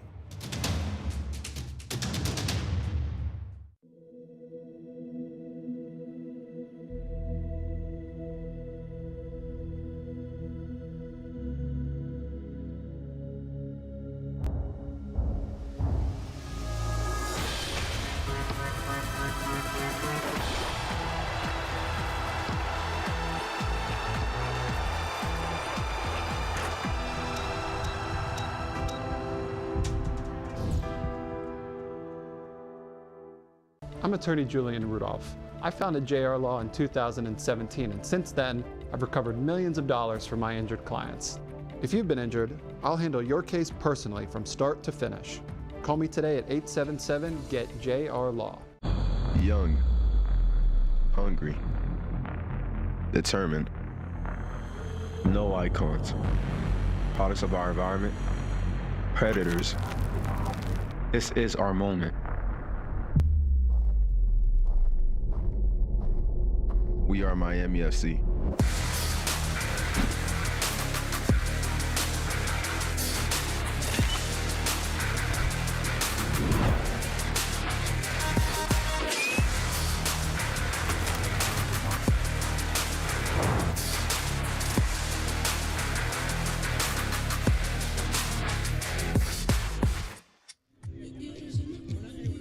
full time tonight, and Tampa Bay comes on the road to South Florida, and they outclass Miami FC. Final score 5-2 with Ricky Lopez Espin. I'm David Gascon, and Ricky, make a pivot to the full-time highlights in this thing. There were a lot of them, mostly towards the road team. And it starts with an uh-oh moment from the center back. Andrew Booth gets caught out of position, and when Joe and Bodley, as they stayed high and wide, it just put so much pressure on Miami FC. Beak, he just gets it all wrong. As a defender, you never want to be facing your own goal. Ball back across, makes it worse of it. 1-0 Tampa Bay Rowdies. That kind of a night, but the pressure stayed on for Tampa Bay. It didn't matter who was playing for them tonight. All 11 starters got involved one way or another. Bodley to Jennings, bang. Really good header from Cal Jennings, and this is probably the goal of the night. As Jennings plays it into Josh Perez, it's the unselfish little layoff for Bodley, and he just rockets this. He just hits it so pure, so clean. And the Tampa Bay Rowdies, they walk into halftime 3-0 up, but the reaction from Miami FC, just in terms of the intensity and the effort, was a lot better. Guenzano gets on the end of it. Good ball from Andrew Booth. Fantastic run from Bodley as Iambila. He commits. Cal Jennings at the doorstep. Thank you very much. He gets his brace, and this is a world-class goal from Gavianis. No one steps up. Thank you very much. Head down, laces through the ball. Top corner. Great look at it here. Nothing that Jordan Farr can do. And then it goes from bad to worse for Miami FC. Gagliardi had a rough night, just makes a mess of it. This times it. Arteaga is never going to miss a player that quality. Probably the easiest finish he will have all season. He gets his goal. And the Tampa Bay Rowdies, 5 goals on the night, 3 points going back to St. Petersburg. And from minute 1 to minute 94, the better side. You look at the shots on target for Miami FC. I do think the game changed when Frank Lopez misses those at the doorstep, but take nothing away from Jordan Farr and how professional the Rowdies were. Big 3 points on the road. Stats don't lie in this one. Miami FC beat up by the better team. Tampa Bay showed why they're one of the best in all of USL Championship as they win this thing by a final score of 5-2. Jennings with the brace, Arteaga, Bodley also doing the damage, Joshua Perez with a couple of assists. And for Tampa Bay, they improved the record to 2-0-3 in the season. Miami falls to 1-4-1. Next broadcast for Miami FC will be at home next week on April the 17th against South Georgia Tormenta. U.S. Open Cup action. For my broadcast partner, Ricky Lopez Espin, I'm David Gascon. Hope you enjoy this one. We'll see you later. 5-2 Tampa Bay. Have a wonderful weekend, everyone.